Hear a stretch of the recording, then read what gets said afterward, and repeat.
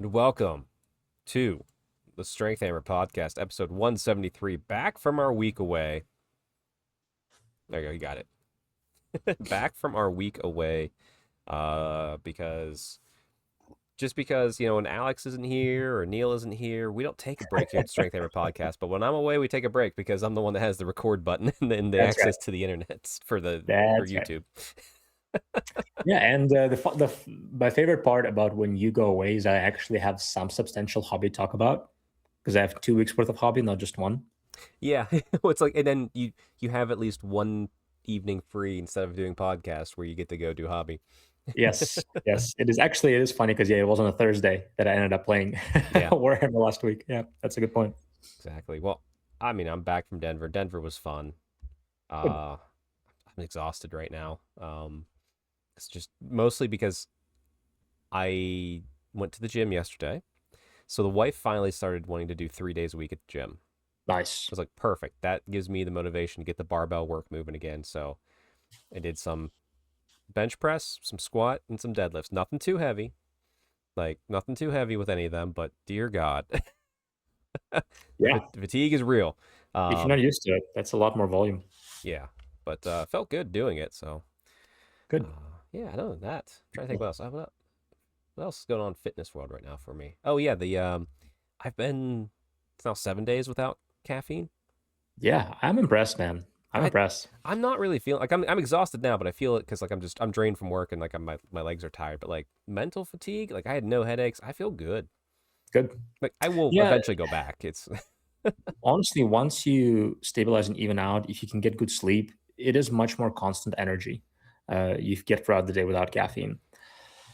Yeah, it's honestly so good for you, and there's so many arguments to be made for going on regular, longer caffeine breaks. So I'll join you there one day. oh yeah, no, I get it too. I'm also doing uh because like I was like, okay, well if I'm gonna tone down the I guess the uppers, let's tone down the downers. Because now the only time I will have a drink is whenever like I'm at the barn playing games. Sure. So it's once a week, maybe twice a week. Yeah, So it's like that's good. it's just evening everything back out feels pretty good so far. Good. Good. Yeah, drinking is. I don't think it's particularly difficult for you or me. Like, we don't really have a No. problem with it. It's just like I like to enjoy it. Actually, right now I'm helping a friend take a break from alcohol for Yeah. 6 weeks. So I don't need to, but I'm like, hey, to support you, I'm going to take a break for 6 weeks. So I've had moments like, oh, I wonder. Oh, wait, nope, never mind. I can't Yeah. do that. Exactly. Yeah, but like the limiting, it's good. Keeps it in its nice little place of like you belong there. It's a treat. It's something Yes. to enjoy occasionally. It's like cake. Well, I have a lot of cake right now because my sweet tooth is the next thing I'm going to try and, Sure, and tone down. But sure. hey, you know what? We're talking too much fitness here, Alex. How's your lawn? What the heck? What the heck? What kind of podcast is this? It's not a Should be a war. long ham. It's not a Warhammer podcast because we're not talking about our lawn. Lawn is great. It's still covered by snow. Yeah, and I'm enjoying this weather. I love hearing everybody complain. I'm like, I don't care. I love the cold. I like the winter. I like the snow. I like how bright it is outside. the it's always odd because like yeah, it's very cold right now where we are, but the sun is shining, so it's nice seeing blue sky and sun shining. But it's very deceptive. You look outside like, oh, it's so nice, and you step outside for a second, you're like, oh god, I need another jacket. Put layers on. Just put layers on. Don't know. I'm not one to go for walks often. I guess if you used to be walking outside, it's Hmm. more challenging. But I enjoy it. I like how bright it is. I like that it's snow and not just melting dirt looking snow. Yes, yeah, it's a lot of snow because actually, Yeah. went out earlier this past, or yeah, earlier this week as well as today, to the next town over to lunch with family as well as see a movie. Go watch Iron Lung, everybody. It's a Hmm. great. Sorry, side tangent. Iron Lung is a great movie. It was made by YouTuber Markiplier. He's a great YouTuber. It's independent and it's doing better than all the other Hollywood shit that keeps trying to shove down our throats. So go watch it and support it because it's really good and it's staying independent. And Markiplier is a Warhammer 40K fan, not in lore. And there's parts of this horror film I'm like, yeah, that's Nurgle. That like, I could see it. It's That's like, but it's good. But just driving out and just seeing how much snow there is that we've had to push away, it's remarkable. And we got more coming tomorrow. good. Good. I like it. I guess the thing is, I'm a bit biased though because I don't have to drive for work for the most part. The 2 days a week I have to go teach at college, but if the weather is really bad, they'll cancel it. Yeah. So I really don't have a situation where I have to drive early in the morning for unplowed snow to get to the hospital to work, right? But I like it. I enjoy the weather. I like all seasons. That's why I live where there's all Hmm. seasons. But Exactly. I will say it's going to start getting to me this month where I'm like, man, I really want to see a flower. I want some green. Sure. Like it this Sure. this is the month where it gets me. Then we get March 1st, brightest day of the year, then it kicks back up and it's like, okay, we're Yeah. good. We're good. We're through it.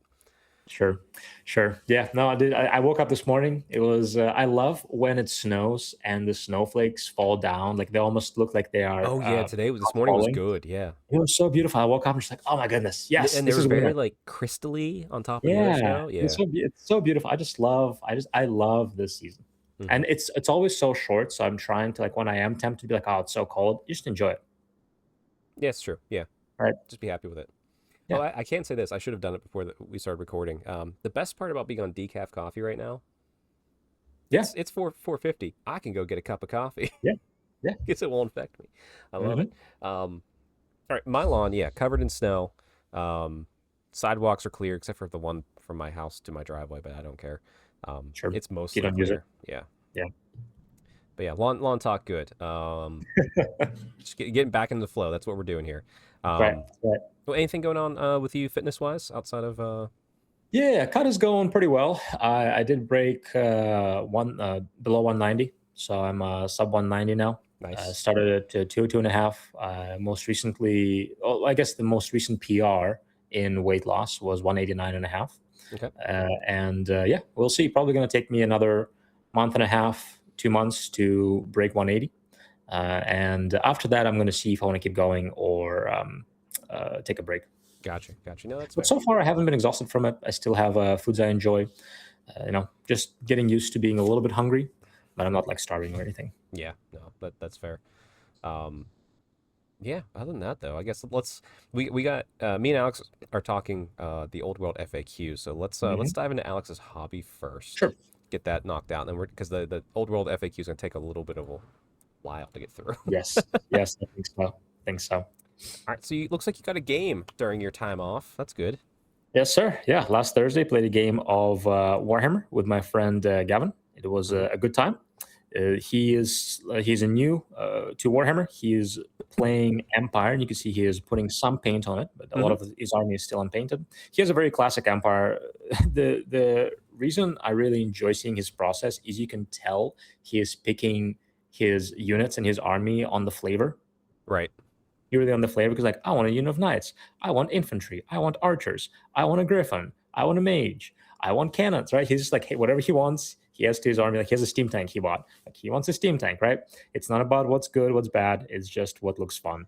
Did you tell him that he's putting his cannons the wrong way on the base? He's I doing did them. not because Yeah. I don't know. I didn't know that. Yeah. Well, So I'll tell him. it's more of just it's hurting him because it gives you more of a chance to touch Oh, him. good point. Yeah. Good So. point. Yep. Yeah, that's actually a very good point. Yeah. Yeah. Yeah, I'll tell him that Yeah. too. I don't know if he glued them yet. They don't look glued down. That's why I was like, tell him before Yeah. it gets glued. Yeah. Yeah. But a very fun game. I'm not going to go through the whole game, but I once again played my Horde Goblin list because I think it can be a little softer and it's also fun Yeah. for opponents to kill hordes of goblins. It's very soft. Right? Dark elves beat it. I mean, I sure, think, like, sure. let's be honest. That's Well, like, it oh, was really okay. fun because I did the same thing as we did our last game, where I sent a bunch of artillery on the right, not artillery, a bunch of cavalry on the right, Hmm. and it looks scary, but it dies to a stiff breeze. Right. So it was very fun to see him just like cannon. Oh, killed two goblins. They fled. It was a good time. Bye. Yeah, yeah. But in the end, I did squeeze out a win because on the left flank, the squigs did what squigs do best: charged and kill a bunch of stuff on the charge. Right. Um, he he was so excited to try his mercenary ogres. Shot once, killed a squig, died the next turn. Yeah, it's Yeah. unfortunate. If you want to see like a shorter battle report, I did post a 1 minute battle report on Instagram and YouTube. So if you want to like see a breakdown of the game, I'm trying a new format for battle reports. You can check out it more in depth. Yeah. I really like that little battle report format. It's fun. It's simple. Yeah, And it's like, yep, perfect. yeah, that was a good time. And is this some Horus Heresy? Yes, sir. Yeah, I built looks like 3 Horus Heresy units. So I built a Centurion hero. He Oh, looks awesome, by the way. yeah, I I just having just love how he looks. built and painted him too. He's so cool. He's way Yeah, too many pieces, but he's so cool. way too many pieces, but he is very, very cool. Yes, I agree. In the back there, you can see I built a unit of 5. I do not know what they're called. They're the guys with flamers. And Okay. then I started building another unit. I think it's an assault squad I think they're called with the spoilers on the ground. I just spoilers. learned that last night because, yeah, Hmm. I'm doing some assault. Assaults have Ah, jump packs in Heresy. oh, that's fun. That's Yeah. fun. I'm sure it's going to be helpful for reaching your enemies. And last night, I built the Praetor, I believe, in Terminator armor. Yep. And Oh, boy, sorry. Maybe I mixed up. I thought that's what you built prior. I'm bad at these names. I built the oh yeah, Praetor. yeah. Yeah. The Centurion is the one on foot. Centurion, I don't think I have a picture of that. I think I missed that. So I apologize, everybody. That's okay. Sorry. That's all right. He looks very cool. You can check it on Yes. my Instagram. Yes. But the Praetor, boy, there were 45 pieces, Hmm. something like that. It is an unnecessary amount of bits. Yep. It is just ridiculous. Yep. It honestly felt like I was building a Gundam because when you build a Gundam, like each finger is separate, right? Yep. It's not quite that detailed, It's kind of close. but it's really pretty close, yeah. And it's a very fun model to build, and I think it's gonna be very fun to paint. And he also looks very cool. But yeah, in the end, I could not attach his cape. It somehow the way I built it, it couldn't fit. I so what I did is I took a lot of plastic glue and I Yeah. forced it in and let it melt Yep. together. Because yeah, Yep. it's something's weird. The what however you build it, I don't know why. My cape wasn't fitting well either, but I got it in Yeah. there. I might just attach it at a different spot, like slightly higher. Because Oh, honestly, that once worked. I paint it, I'll just glue it that way. Yeah, no, that's fair. That's fair. But yeah, the 30K force is coming along pretty well. I definitely have enough for to start painting like a unit in a hero, or a couple units in a hero. But I definitely have more to build. Yes. And I just realized too, I need to reach out to the group because we're planning to record this Sunday, which Yep. will be the day before this comes out. And it's Super Bowl Sunday, and I Yep. should check to make sure no one else is doing Super Bowl stuff because if so, we might need to push back another week, which Yeah. that's fine. Yeah. I was looking at my calendar today and I'm like, I did not I realize that. wonder if there was an oversight. There was because the Steelers weren't in. I was like, my brain's like, the Super Bowl's whenever I see it on. Right. Right. Right. Right. Fair enough. Yeah, so maybe another slight delay on that, everybody, but I promise it's coming eventually. Maybe, hopefully, I don't know. I do have Definitely everybody's important. list. I have everybody's list You do. You do. I'm officially. actually pretty excited about some of those lists. Yes, They look very fun. be fun. It'd be fun. Also, I have to mention something too. It's just this is probably a future topic for you and I to talk about, but like one thing I've been loving seeing because there's things I'm tired of seeing in the Warhammer community, and there's things I love seeing. So I'm going to talk about the things I like. I have been enjoying because like I mean you know me if you're out there you know me like I know I have the Strength Hammer Instagram and it's not just fitness and Warhammer it's all the stuff Right. I like because it's It's just me you. it's me but I've been seeing more and more just other people out there in the Warhammer community that like yeah talking about their gunpla talking about Mhm. Pokemon cards talking about the things they love and I'm like it is so refreshing to see that like I want to see real people. I actually did start unfollowing some primary just influencer type people Mm. because it's like either I'm like, your content just doesn't jive with me, or I'm like, hey, I get what you're doing, but I don't know you. I wouldn't invite you into my house. Just Sure. go walk. I'm not gonna complain about it. I'm not gonna call anybody out. Like they're doing what they want to do and they're having a good with time with it. But it's just like mentally clearing my space up. Yeah. Yeah, because it really depends what purpose does your social media serve, right? Because Yeah. like I used to have a personal page and I'm like, I don't want to actually spend time scrolling social media Yeah. as much as I want to actually create content. This is part of my business. Right. Right. Right. So I Right. totally understand. It's like, hey, not my cup of tea. Not I'm not your target audience, so I'm not gonna follow you. Yeah. Yeah. It's just like, hey, it just is what it is. Especially like, yeah, when you really you follow people and you're like, oh, they're just always kind of negative. Oh yeah, dude. When I'm people like, complain you're about Warhammer, dude, people well, complaining about actually, Warhammer, I get it. I get it. Like I'm okay with listening to it, but you hear it enough times, and you're just like, okay, you know what? I don't want that. it's not even just Warhammer. There's like a Pokemon influencer. I'm like, you're just negative. Yeah, yeah, Why are you doing this hobby? yeah. It's like the same people who like their content is just complaining about AoS, and I'm like, all right. Yeah, Cool. if you want to do through jokes, some jokes here and there, sure, have fun. Go Oh at it. yeah, Yeah, like if it's a meme or something funny, like haha, that's cool. But if yeah, that's all you do, okay, it's yeah, just it's easy pickings. yeah. Come on. Listen, that could be a future topic. Like I said, I could go Sure, off. sure, Uh, sure. Let's complain about complainers. let's complain about yes, exactly. No, clean up your feeds, everybody, and follow real Yeah, people. Um, honestly. anyway, let's talk about this FAQ. Oh, dang, let's do it. So It's a boom. pretty extensive one. It's not a big one. I think I called it. It doesn't do a lot. Yeah, as far as changing the game, Yes. Yeah. yeah, for sure. I would There's say a lot. There's a lot of purple text. it's a lot, but it's not. I It's don't know. more like clarifications, Yes. Yeah. like cleaning up instead of changing the meta. Yeah. Tell you what, let's go through the article real quick. Sure. Just to kind of help give us the consensus of it. It's a pretty short article. So, do you have it up too, Alex? I'm pulling it up right now. I'll start reading, and then we'll alternate once you have it up. Sure. Okay. So, New Year's dawning means it's time for the next major quote unquote balance update for Warhammer: Old World. Such packed few months of releases. There's plenty to talk about. So much. Anyway, they got people to talk about it that made it. Okay, it's been a few months now since the release of both Match Play Guide and 1.5 errata and the FAQ for Warhammer: The Old World.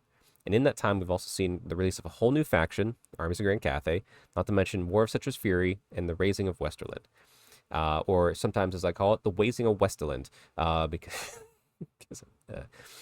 with all those changes and so much new content, we've received plenty of questions. So with a big thank you to everyone, let's dive into it. So unfortunately, some very good questions that we're keen to answer arrived a little too late, but they'll be on the next FAQ, so keep sending it into oldworldfaq at gwplc.com. Do you have it up now, Alex? No. Okay.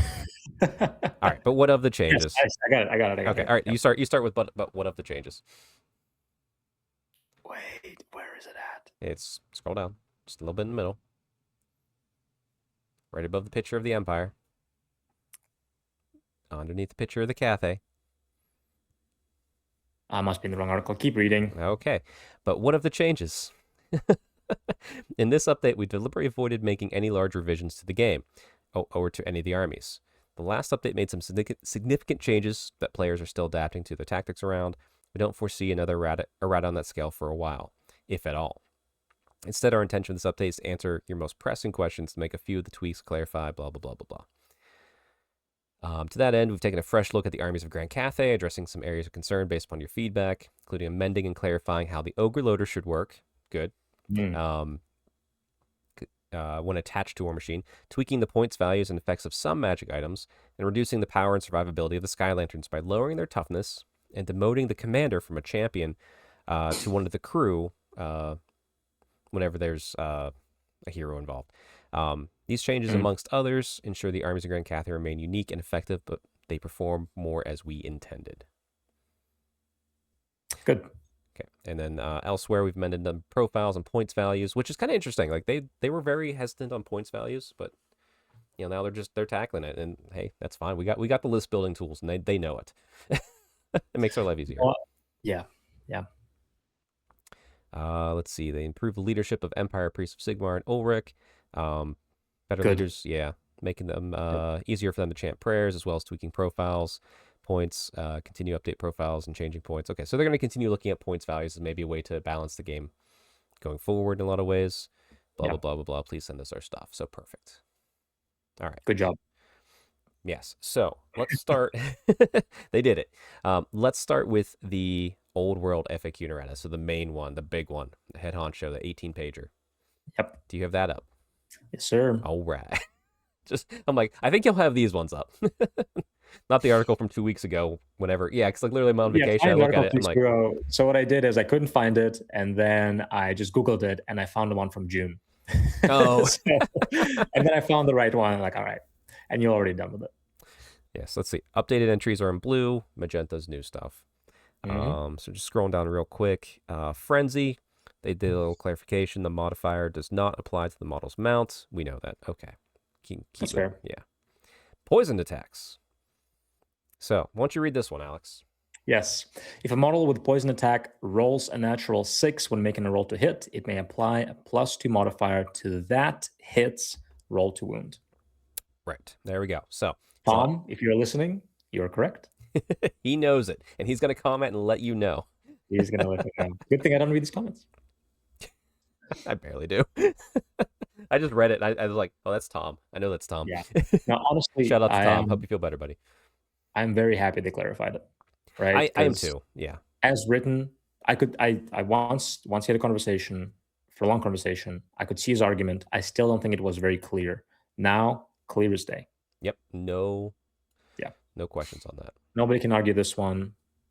Now the problem is it's going to slow down the game potentially a little bit, but how many poisons are there really in the game? I mean, even when I was doing it with my horde of witch elves, it wasn't slowing the game down. Like I get it too. Like the goal should be to remove dice rolls, but Yeah, well, yeah, because like if you have, because you can get witch elves to be 3 attacks, right? yeah. So now all of a sudden you have to roll one die at a time. Uh, Well, like no. pick out the six, What it roll is that you die. just Pick out the six, roll that die. still pick out the sixes and you just roll them separately. Right, Yeah, right, right, it's right. easy. It's like it's not like it's just like okay, sure. I roll Yeah, all my dice, pull out the sixes, roll the you pick out rest the of the dice, sixes, and then do roll the them. Yeah, sixes yeah, separately. It's right, right, not right. that awful. Yeah, yeah. All right, hey, look, a little clarification here on stupidity. Yeah, yeah. So Honestly, I haven't played. My trolls don't do enough for that to come up, but yeah, I guess it is a good point. yeah. Unless it's fleeing or engaged in combat, a unit with a special rule must test for stupidity, and you cannot move except to flee. Yeah, Which I get. yeah. Yeah, So if I something get. with terror charges something with stupidity, Well, no, if you use you still have stupidity, to you're roll. immune to psychology. You don't care. You Oh, can you are? choose to flee. It's if you're pretty sure. Are Yeah, you? Are you in psychology? Okay. I thought you are with stupidity. I could be wrong on that, but still, I think that this is more of like, hey, you're choosing to flee to not get killed by something. I think you have to hold if something charges you. What sex says except to flee. Fleeing is a reaction. So it says at the bottom there must hold if charged by an enemy. So I think Oh yeah, you're right. You're right. Sorry, if I you're focused just on the blue text. My okay, bad. My bad. I think if you're forced to flee, like in combat, is a combat resolution or terror. That's what I'm guessing. Oh, okay, okay, that would make sense then. Yeah. Yeah. Okay. Never mind. Because Yeah. otherwise you could be like, oh yeah, charging me with terror. I don't care. I'll hold, right? Yeah. But you potentially might have to flee. Gotcha. Okay. Yeah, but if you break and flee and Seems run, that way. okay, gotcha. Yeah, Now it's yeah. making sense. All right. Unstable. I'm happy about this because at least we have a freaking answer. That's a big one. Yeah. That's a big clarification. Yeah. Go and read it.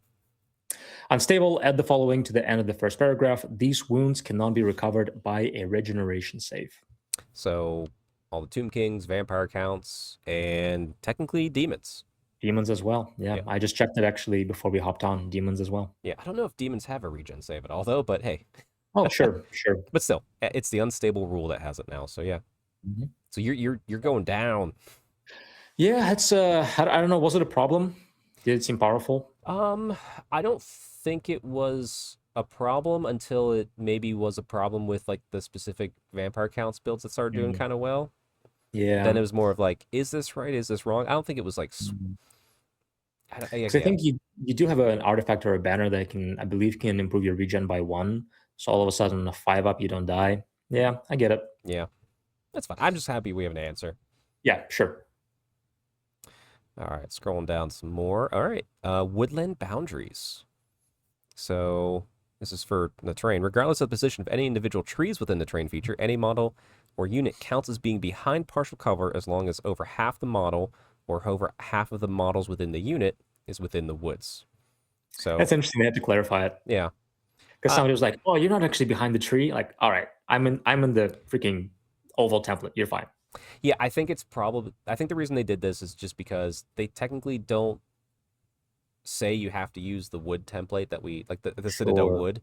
So therefore, you have to sure. clarify it because Oh, yeah, so maybe some people only had like a like trees terrain and not like the template. yeah, What exactly. you're Like, what does saying? that do? Yeah, Yeah, I see. Yeah, so you kind of have to like, okay, this area around the woods is what cover counts as cover. yeah. I It's could fine. see that. Yeah, Yeah, but hey, over half this is cover trees, trees are trees. trees are trees. Honestly, I forget about it half the time. I know. Yeah. All right. We had a little bit of an update here. Was it dispelling a spell? Change the bullet points. Oh, you have to exceed the casting result. Yeah, we know that. Never mind. Moving on. Yeah, was it not already the case? It was. I'm not sure if it was something specific, or maybe a bad wording on something else. Who knows? But why don't you check the baggage train? Why don't you read this one? Oh This my is goodness. Baggage trains are treated as impassable terrain for the purposes of movement, but are ignored for the purposes of line of sight. Thank you. Thank you, GW. I think they listened to the people, and this is a good change. I will say, this is what you're going to see now, though, Alex. You're going to put the But baggage train down. Oh, hey, I got Cathay. I have 2 cannons. Guess what's right behind that baggage train? Because you have to stop at the impassable baggage train, and I can shoot you for 2 turns for free while you try and destroy my baggage train.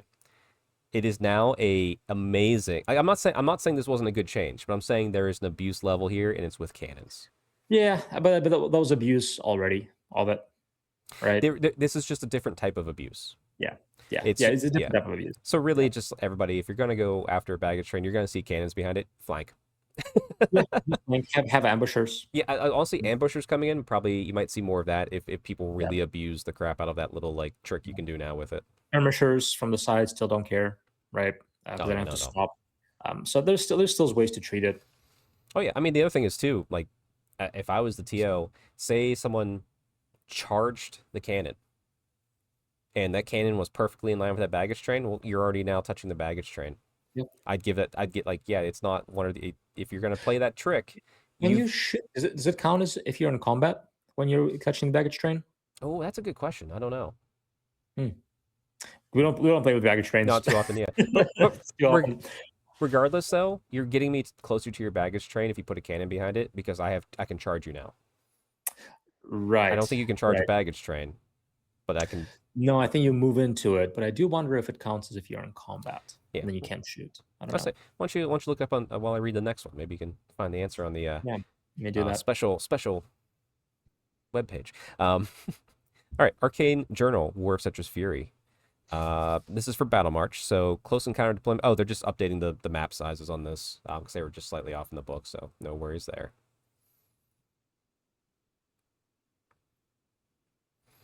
And then next, we're getting to general principles.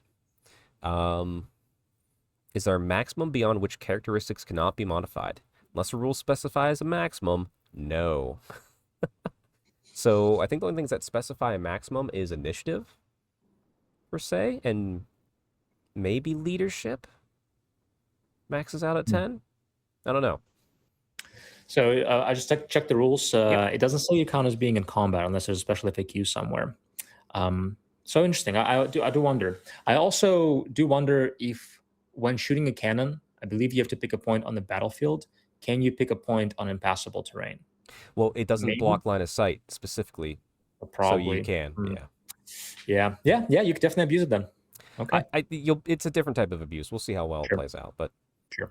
yeah, But, yeah, it's what it is. it is what it is. Yeah. And people can always just say, "Hey, we're not using baggage trains now." Right. Yeah, that could be the answer. But to be fair, I think it is a good change because they Yes. encourage you to build a baggage train, make it look cool, but all of a sudden you can put models on it. Yes, I'm for the change. It's just Yeah, I think no matter what they did to the change, there's going to be yeah, something that we could find a way to abuse it. sure, sure, sure. Yeah, okay. Maximum characteristics, yeah, can be whatever you want as long as it's Sure. clarified. That's fine. Yep. I mean, it goes up to 10, right? So, Well, I think this says can you go beyond 10 unless it states otherwise.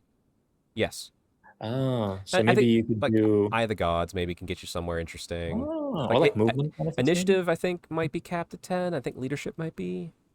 Oh, good point. Yeah, Yeah. not everything's capped. Huh. Good point. Yeah. I Cool, want cool, my cool. ballistic skill to be 27. I wonder if there's anything you could do with movement. Because is there higher movement than 10 in the game? That's a good question. Yeah, I don't think so. No, I don't think so. I think Or maybe you flying. could have moved it to like 11 or something. That'd be pretty Yeah, cool. that's fine. Hey, why not? All right. Do you want to do the next one? Press Yeah, battle. if a unit with the press of battle rule has 2 fighting ranks, can remove the casualties from the second rank. No models in the first fighting rank. The rank in base contact with the enemy falls first as casualties. Yep. How have we been doing it? Yeah, it's how we've been doing it. So, Yeah. Or is there next one? If a unit contains models of 2 troop types, how do I determine the maximum rank bonus? In such cases, the troop type of the majority is where you determine it from, which makes Yeah, sense. yeah. I do wonder how many. I'm trying to think of what, besides adding heroes, how would that work? You can technically have. Oh yeah, it's always heroes. I'm trying to think. Like the most obvious case is the dwarf, but on the Mm, shield bearers. But they actually yeah, says that it just fills the second rank. Like they kind of clarify yeah, that one itself. So yeah. um, yeah, I don't know. There's probably something out there. All right, next one's all yours. Let's get down. We're moving through this. There we go. A Got some lot. Yeah. blue text now. Can a unit that is partially on a hill shoot in 2 ranks? No. To claim the benefits of being on a hill, a unit must be entirely on a hill. That's interesting. So I wonder if you are not entirely on a hill, you probably can't see over models either. Hmm. It says to claim the benefits of being on a hill, You have unit to must be be entirely entirely on on the a hill. hill. Yep. Yeah, I would agree with that. So like maybe you're slightly on a hill, but a guy is down. That guy technically couldn't. I don't know. So it sounds like you can't. Yeah, sounds like you can't, but I could see TOs going like, just that guy's screwed. Like, okay, sure, Right, yeah. right, right, right. Like you're Use common sense. 95%. Yeah. Right, right, right, right. All right. When a model fights, must it make all of its attacks, or can it choose to make fewer attacks? And I think this popped up specifically because, hey, what if my guy up top? Maybe I'm fighting a champion that has 1 wound. My guy up top Ah, has 2 attacks. Can I not? Can I just not do attacks with him and then just go right with the dragon who might have 8 attacks or right, something crazy? right. If the model's able to fight, it must make all of its attack. And I'm like, this is a Warhammer game. You should always be swinging. Mm. Yeah, and but that I could see how like my initiative is higher on the guy on top, but the monster has more attacks. How do I attack with the monster? Yeah. Hope you with the guy on top. Yep. Just kill. Kill, kill, kill. That's all you gotta do. All right, next one's yours. This one is confusing. Models in a fighting rank cannot fight if they're killed before they have a chance to fight. But can models in a second fighting rank, in the case of units within the press of battle rule, fight if the model in front is slain? And can a model make a supporting attack if the model in the fighting rank in front of it are slain? So think of I have 15 spearmen. Oh, I Spearmen give me see. the Okay. extra rank. So Got it, got it, technically, got that third rank is important because it'll be able to step up. Or, well, make 20 deep. I'm sorry, 20 deep. Like, essentially, and what this says is yes, unless they have been killed, models are in a fighting rank. So essentially, it's like, yeah, you'll still get the maximum number of attacks. It's just yeah, the front guy is dead. That's what you calculate got it. every time. Got it. Yes, unless they've been killed, models that are in a fighting rank or that are able to make supporting attacks can do as normal. Yeah. Yeah. And honestly, I think the best way to do so, and I looked at the old world rules, basically before combat, before you roll anything for combat, even just determine who can fight, Yeah. and that's it. Yeah. Like, It's, I mean, you and I have both done it where we don't know who's going first, but we're just pulling out the dice because we know what can fight. Oh, I've lost 3 yeah, guys. I can pull out the dice that I don't yeah, have now. It's very yeah. simple. Because I think some people play the game as you determine who can fight by initiative, and that's not how it works. You determine the order by initiative, but you determine who can fight before you roll any dice. Yeah. So, like, I have 20 guys who can fight. You have 10 guys who can fight. Regardless of what initiative is, I might lose the guys because you killed them, but in total, I can only roll 20 total. Yeah, so you pull out the 20, and then, okay, your 10 guys go first. You killed 3. I removed 3 dice. Right, right, And then exactly, it keeps it very exactly. simple and clean. Yeah, that's a good point. So I see they're talking about if you have supporting attacks rule. Got it. Yes. Yep. And I think that, like, it's specifically, like, spears, like the extra ranks that Yes, makes it spears difficult. really is pretty much, yeah. All right. On page 157, it states that units that pursue and catch an enemy that fell back in good order count as having charged during the next turn. But what exactly does this mean? Okay, exactly what it says. Yeah, I don't think anybody was having issues with it. This feels like whoever was doing this was someone who had some nuance and had convinced themselves of this is how it works because it was good for the way they were trying to like win games or something. And Yeah, yeah, you so just count as charge, yeah, right? you count as charge. You don't get impact hits because you need to charge 3 inches or more for impact hits, I believe, right? But you count as like if you charge 3 inches, then you get all the other benefits. It just Yeah, counts as a charge. you get the Simple as that. initiative, you get your lances, you get whatever you get. Yep. Yep, I'm not even Yep. gonna read the rest. Yeah, yeah. It's just constant charge. It's like if you were an inch away and they fled 1 inch and you pursued 1 inch, count it as a 1 inch charge. Yep. Yep, simple as that. All right, next one, nice and easy for you. Can an evasive unit use that special rule whilst engaging combat? No. Yeah, you're in combat. Cool. You're in combat. All right. Evasive is when you pick it to shoot, right? No, They can move more. yeah, evasive. You can move out of the way, and then, or no, is that, or is that the? That's one where you're being shot at. Yep, Yeah. you're right. How can you even use it in combat? Maybe if you can you shoot in combat? I don't know. Maybe like if a cannonball's coming near you. Yeah. Yeah, that's exactly what it is. Hmm. Yeah. Yeah, you can't pick you can't pick it as a shooting target if they're in combat. Yeah, it feels like okay. So if someone, but with cannons, you pick a point on the ground, so you could accidentally hit them. So if you accidentally hit them, could they use evasive to avoid the cannon? Oh, but Possibly. they're really not picked, right, as a unit because you pick a point on the ground. Like I could see Yeah. like how clarification because like oh wait they're you're shooting at them they must be a target oh let me move out I Yeah. could see that okay It's somebody trying to be cheeky I get it probably, yeah. Which, hey, but yeah still, whatever. It's fine. good clarifications are good. All right. Impact hits and stomp attacks cannot be directed against a character that has joined a unit unless that unit has a unit strength of 5 or less. Does this Which by the limitation? way we forget all the We time. forget all the time. Well, actually, I know we don't do the. Actually, no. I don't think I've. I don't think we. I don't think we even do it. We just I always don't go think to we the do unit. it we Yeah, almost never but we actually target never actually think about it. Yeah, and I yeah could. Yeah. All right. Does this limitation also apply to unit champions? Yes. Well, it's the unit interesting champions, not characters. Blah blah blah blah blah. They're pseudo characters. So yeah, um, yeah they have the protection on there. essentially Yeah. I guess if you're in a challenge you can Well, impact hits but happen before the challenge begins, but you can stomp then for sure. Yeah. right stomp yeah but it's interesting so your character is actually relatively protected I believe this is not an FAQ but I believe it is a rule that you can only target the character with models who are base to base with it Correct. yeah Yeah. yeah that's important cool Yeah, I think so. Yeah, because otherwise it's like, yeah, even if you have the supporting attacks in the range, it does you can't you can only go into the other unit. right I believe so we Mhm. can check it later not Yeah. FAQ All right. that's a good rule yeah Yeah, good well, that's fun. clarification. All right, next one. Are wounds lost as a result of a model with timber following a unit count towards the enemy's combat result score? Yes. Okay, no, that's good. Yeah, I clarification. think we've always done that because it felt right, but Mhm. like personally, but it's also one of those things where I could see it being outside the combat. Yeah, I could see yeah, the I could no, see it's a the I good could point. see the clarification need here. Yeah, that's fair. It's fair because you could also fall on my own units Right. because you could make let's say I have a goblins and squig and they're touching and we're touching your unit. You could make it fall on my goblins and then it counts for your conversion towards me. Right. So that's pretty good. No, that's a good clarification. So it's not necessarily good for either party. It's just it does count. Exactly. Yep. Good. All right, on to the characters section now. Can my army include a character that has a higher leadership than my general if the character has a special rule, loner, for example, that prevents it from being the general? Yes. Isn't there an artifact that gives you a loner?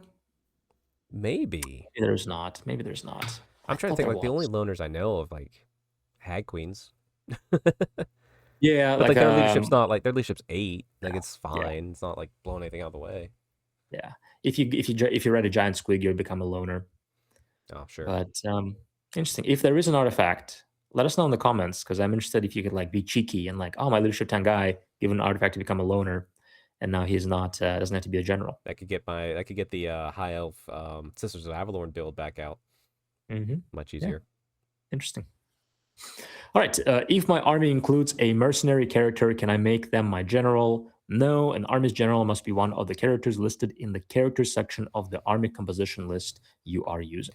Yep. Yeah, Completely fair. All good there. very fair. All right. If there's no space for a character in the front rank of a unit, if the press about a rule, can they join the second rank? No. Characters must be placed in the front rank. If this is not possible, they retire to the rear. Oh, what? Wait, how Mm. would you not have space for a character in the front? Because I think you can't displace your command unit. Oh, so if your unit strength of, like if you're a rank of 3, Yeah, so probably maybe some ogre builds could try to be cheeky with something like that. You know what I you'd mean? place in the front rank, if not possible, you put them in the rear. Hmm. A unit of Skaven clan rats, 3 wide, There you go. with a warlord in the back. There we go. Oh, that's silly. Well, it's funny because like that's the type of thing that I read. I'm like, oh, that's interesting. What armies does that affect? Because it does not affect my elves at all. No, I don't even know. I'm absolutely. like, no, why would I Not as ever do many that? goblins. That's dumb. Yeah. They're tied to the rear. Interesting. Very, very far back in the rear. Yeah. Just don't buy command. I You feel like could, it's yeah, simple. yeah. Yeah. Skip musician. Never skip the musician. Skip the banner. I wish. Yeah.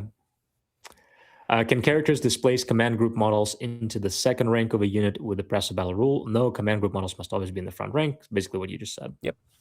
And then if a character is in the back rank of a unit due to there not being enough space for them to be in the front rank, do they confer the bonuses onto the unit? Unless they have a special rule stating otherwise. No, because you're in the back. If you're retired, you're So retired. basically the same if you refuse the challenge.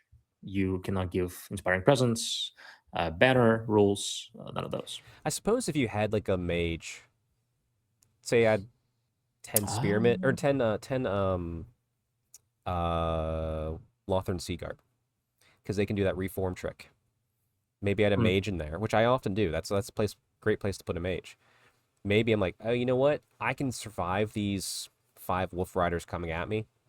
I'm going to reform, purposely hmm, put him in the back, and I don't care. You cannot physically kill him, even if you kill most of my guys. hmm. Maybe it's a nice little bumper tactic for like the more hoarding Yeah, armies. yeah, maybe. Yeah, I could see that. Yep. All right, what do we got? Some war machines can have additional models attached to them, such as the Orc Bully. If the war machine is destroyed, are any attached models also destroyed? Yes. It'd be very important for Cathay. So the Ogre will also be destroyed if the war machine is Yes. destroyed. Yep, because they are attached now, which we'll get there when we get there. Okay, okay. All right. Battlefield terrain. To defend a low linear obstacle, a unit must move its front rank into base contact with it. Are skirmishers able to do this, or does their lack of ranks prevent it? Skirmishers can defend a low linear obstacle. To do so, simply move as many skirmishers as possible in contact with the feature. So, okay. I see the need of clarification there, and I appreciate that they don't hurt skirmishers needlessly. That's actually pretty cool because low linear obstacles, while we don't play with a lot of them, I believe, Yep. do they disrupt ranks? Is that what they do? I you don't get supporting attacks. Like in combat, like it does a lot. It does a lot of negative. I just remember like running my witch elf horde into Val's orcs that had the spell cast upon it, and I'm just like, oh, so I do one attack each because like you don't get the charge bonus. You don't get. It does a lot to hurt you. Yeah, you become disrupted. You cannot claim rank bonus. Yep, and I think you don't. All of a sudden, I think you did. yeah. You lose the charge bonus too? Because I think I lost my attacks on frenzy because of it too, if I recall correctly. Um, Maybe it's that spell specifically. yeah, maybe it's a spell. Yeah. Yeah. But Hmm. yeah, no, hey, good skirmishers. Go for those walls. Yeah. Hmm. Pretty good. Yep. Yeah. I like it. So I'm gonna get back to it. Do army special rules extend to any mercenaries I include? Unless stated otherwise, no. Fair. Fair. I feel like that's already clarified. Some of those things. It's like, what are these people reading? Where are they finding that? All right, and match play. If a unit is limited to, for example, 0 to 3 per specific type of character, 0 to 3 per 1,000 points, how many such units can I field in a 2,000 point army? Yeah, I know. You can field up to 3 per character for the first example, and up to 6. Yeah, listen, guys, right. this is Okay. just math. All right. Can a unit control more than one object on the battlefield? For example, can a unit control a special feature, a battlefield objective, and a secondary objective such as baggage train all at the same time? No, if a unit is in position to control 2 or more such objectives, you must choose one for it to control. Which is very fascinating because I remember when Sigmar went from being this answer to the opposite, completely Yeah. changed the scope of the game. Yeah. The conga lines. Yeah. Yeah. But No, it's a good clarification. One unit per whatever you want to control. yeah, they're busy fighting over that one thing. Yeah. Yep. Fair enough. All right, next, let's go into the Ravening Hordes. Ravening hordes. Yeah, this is gonna be your expertise. Oh crap! I need to pull it up. That's all right. That's all right. I don't think there's much in here. So, the first one, we are on. This is Orcs and Goblins, I believe. Quell Impetuosity. Change the rule as follows. Whilst within 6 inches of a unit, with this special rule, a friendly impetuous unit may re-roll a failed leadership test when testing to determine if it must declare a charge or act as normal. So what That was it before? sucks. Was it just It auto? just ignore, ignore. Oh, that's not Ah, as good. That's not as good. that's all right, all right. A little bit of a nerf. Yeah, because you could put unit. What I used to do is run a unit of 5 black orcs behind unit of squigs on foot, Mm-hmm. right? Just the regular squigs, and you just ignore. You don't have to because they leadership like what 4. Yeah. They're awful, right? And now you're hoping to roll 4 or less, or you have to have a leadership general nearby. Mm. That's kind of a. I mean, not that it's a big part of my army, but it's a potentially harmful. It could hurt some other people out there. Yep. All right. Chaos Spawn changed the movement characteristic to 2d6+1. Was it? Okay. I don't know what it was before. I'm guessing it was 2d6. So. Probably. Sure. All right. Minotaurs.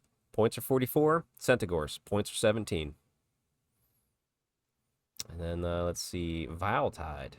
Casting of 9+. So I wonder if that was just like a missed one in the prior, or if they just like, it's a little, it doesn't do as much. Let's drop it down to 9. I think it was a drop. I think it was, yeah. Hopefully. Yeah. Skeleton Chariots changed the points to 41, then changed the armor value to 4+. That, I like that armor. Well, and was the armor 3+? Oh, shoot. Is this a nerf or is this a buff? Ooh, Which one is this? There's no way it was 3+. Like a freaking steam tank? No way. It must have been 5+. Must have been. Oh, I gotta get my. Okay, see if you can find an old. No, I'm just looking at them right now. Okay. Is it updated yet? Yeah, it's already updated. Oh well.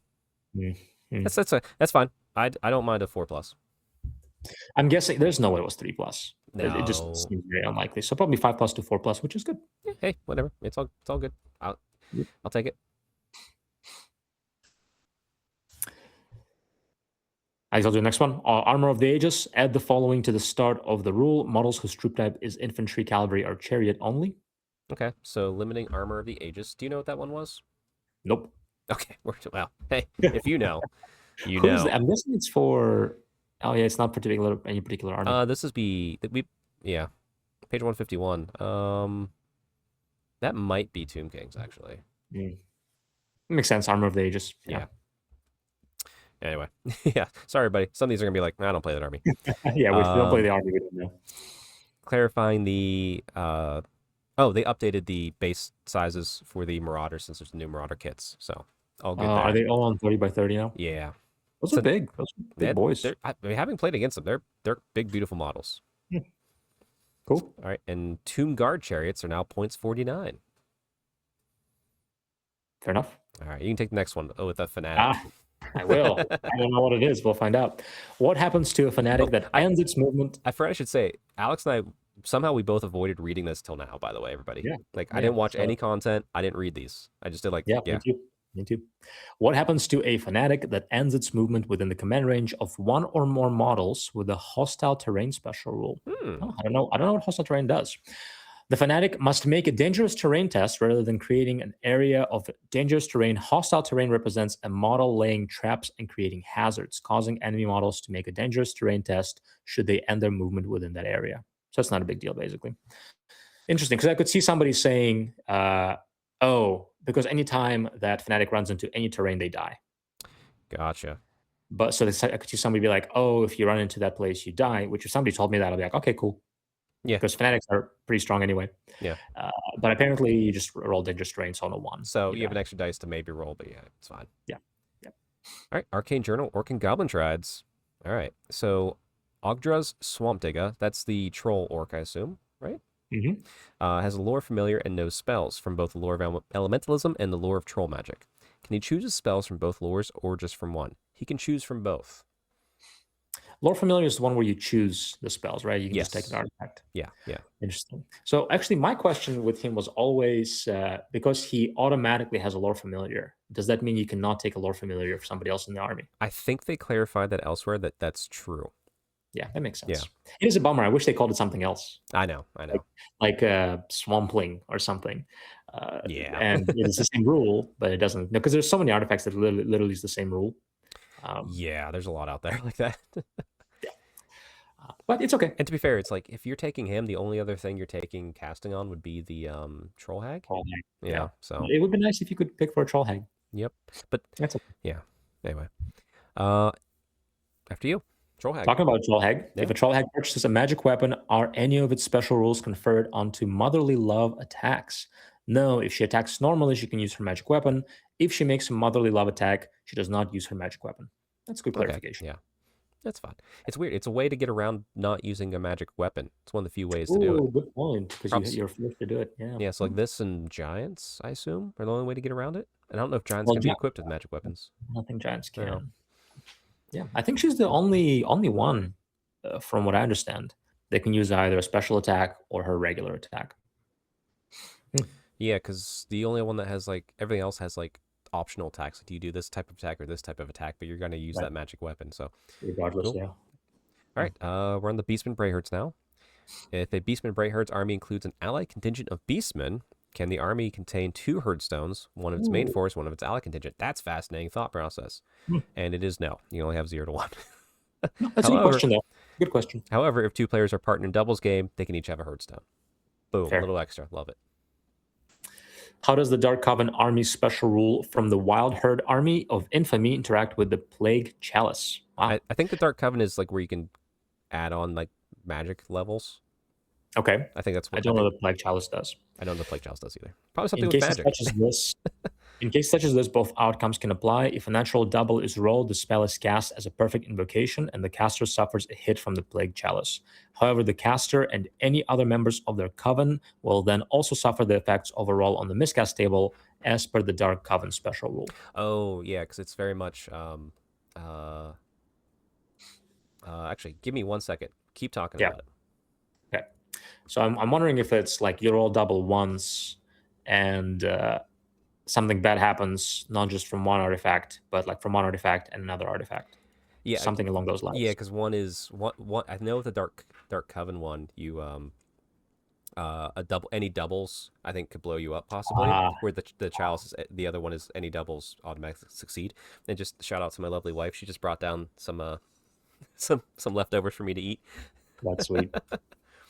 All right. Oh, that's cool. Yeah. So you could succeed and fail at the same time. Yeah, you could like guarantee your demise. And Oh, I and like your enemies. that. I like Yeah, that. So you cast the spell and you roll a miscast. exactly. Yeah. And then I wonder what happens then if you roll like a roll on the miscast that also succeeds in casting the spell.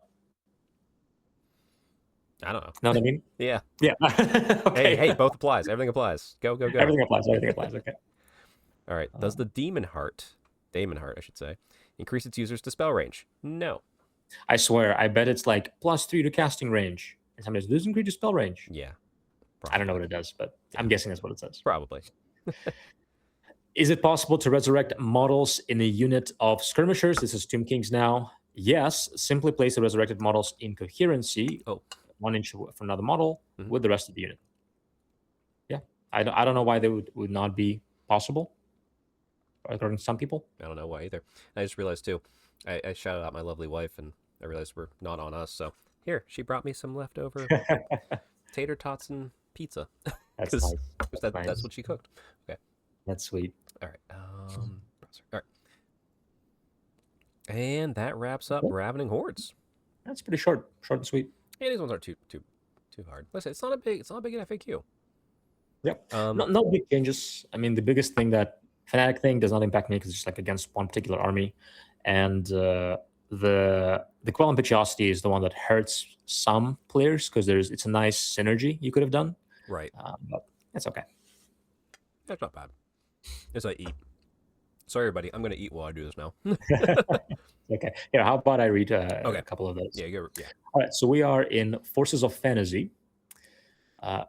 Page 22, Rangers. Change the unit size to 5 to 20 for dwarves. So I'm guessing they were a 10 to 20. I think they were a 10 to 20. I'm not sure. They were at least a 10. I don't know if they were capped. Okay. But okay. Well, I like unit of 5 though, because I feel like it's a lot more flexibility. Actually, they might have always been 5s. I should take that back. Okay. This might just be capping them. Okay. Oh, I wonder if anybody was bringing giant units of those. Like 50 Rangers. They can ambush and do crazy work. Like they're still dwarves. They're still good. Okay. Crossbows. Okay, yeah. Yeah. ambushing dwarves could be pretty scary. Mm-hmm. Yeah. All right, and now we're looking at some empire changes. These are great changes. So Lector of Sigmar and High Priest of Ulrich change the leadership characteristic to 9, where the lower level of those, Priest of Sigmar and Priest of Ulrich, change leadership characteristic to 8.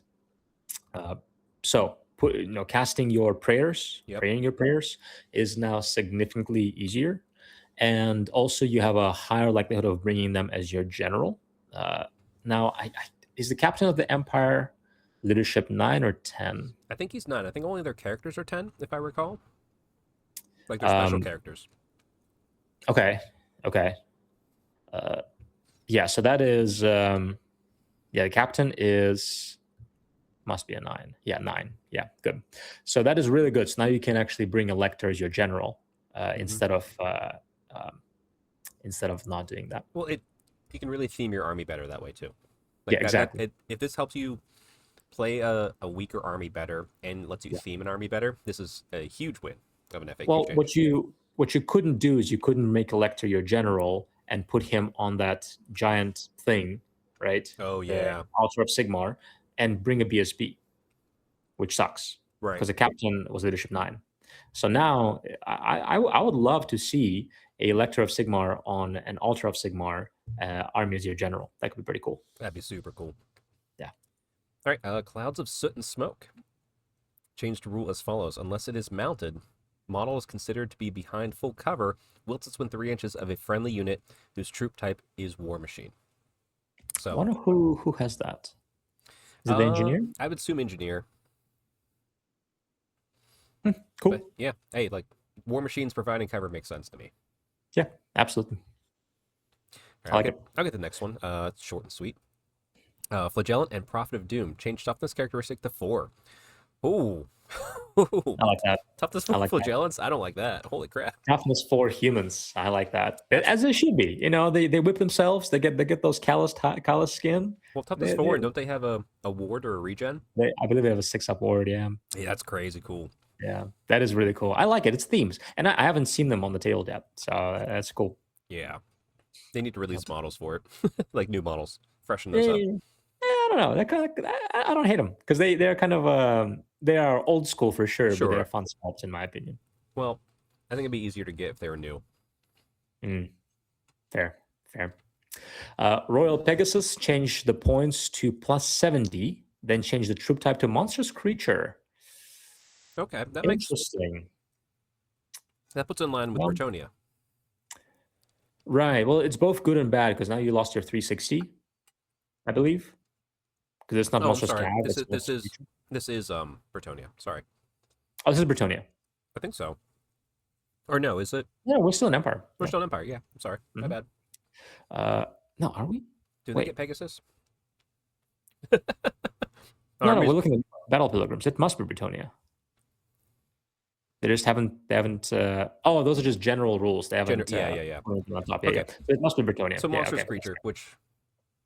Yeah. So that.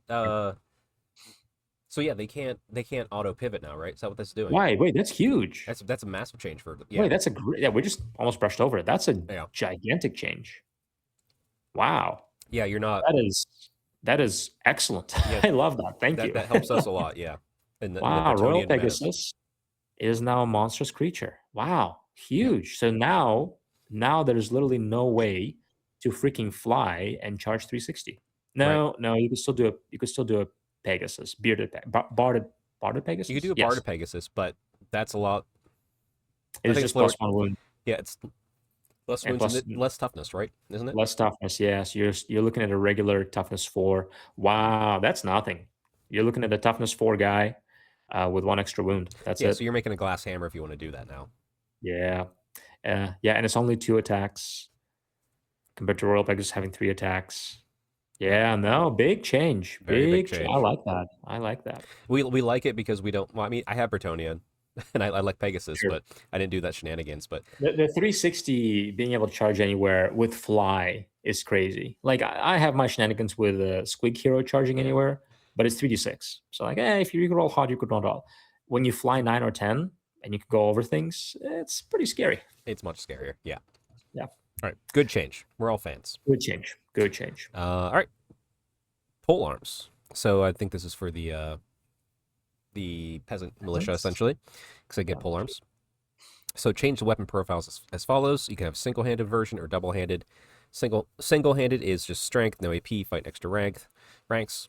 Double-handed is strength +1, -1 AP, and requires 2 hands, not fighting next to ranks.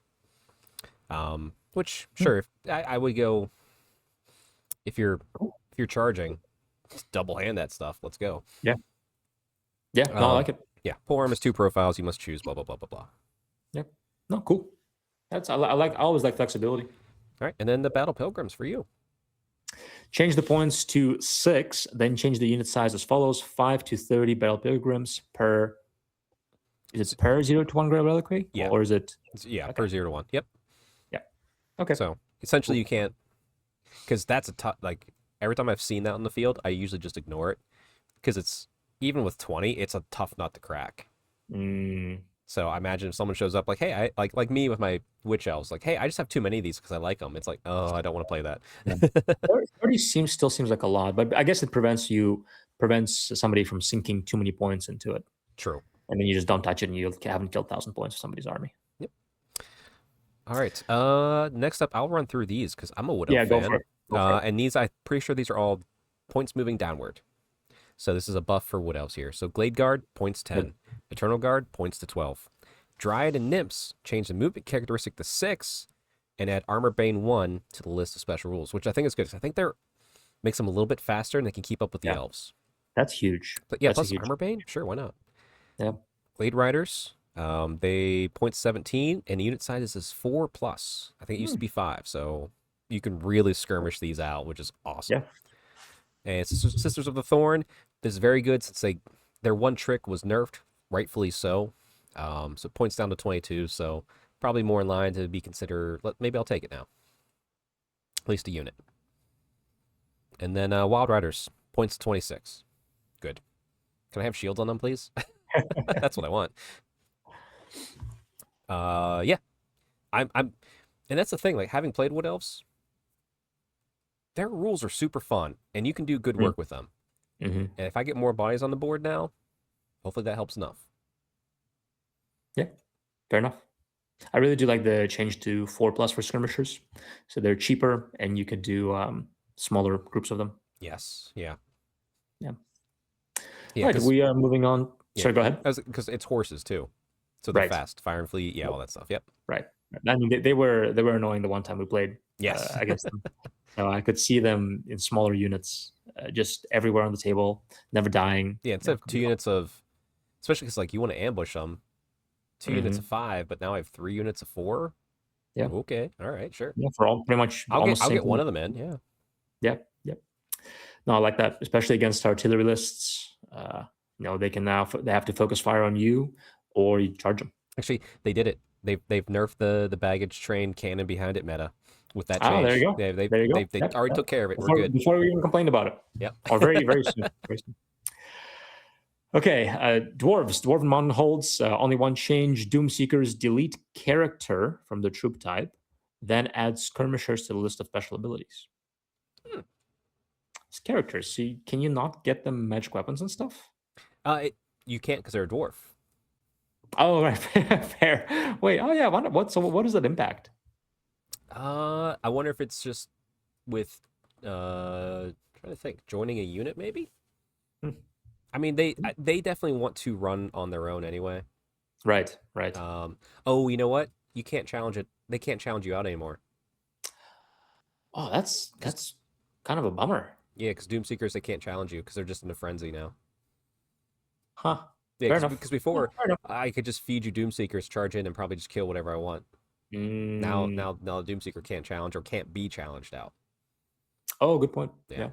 So okay. All right. Yeah. It's an interesting change. All right. Arcane Journal, Empire of Man. General Hans von Lowenhock. Leadership characteristic to 10. Cool. Which is good. I think he was the only character that didn't have 10. Like, That's as far fair. as like the knights go, so sure, yeah. Yeah. Von Trickshots, Wondrous Arquebus.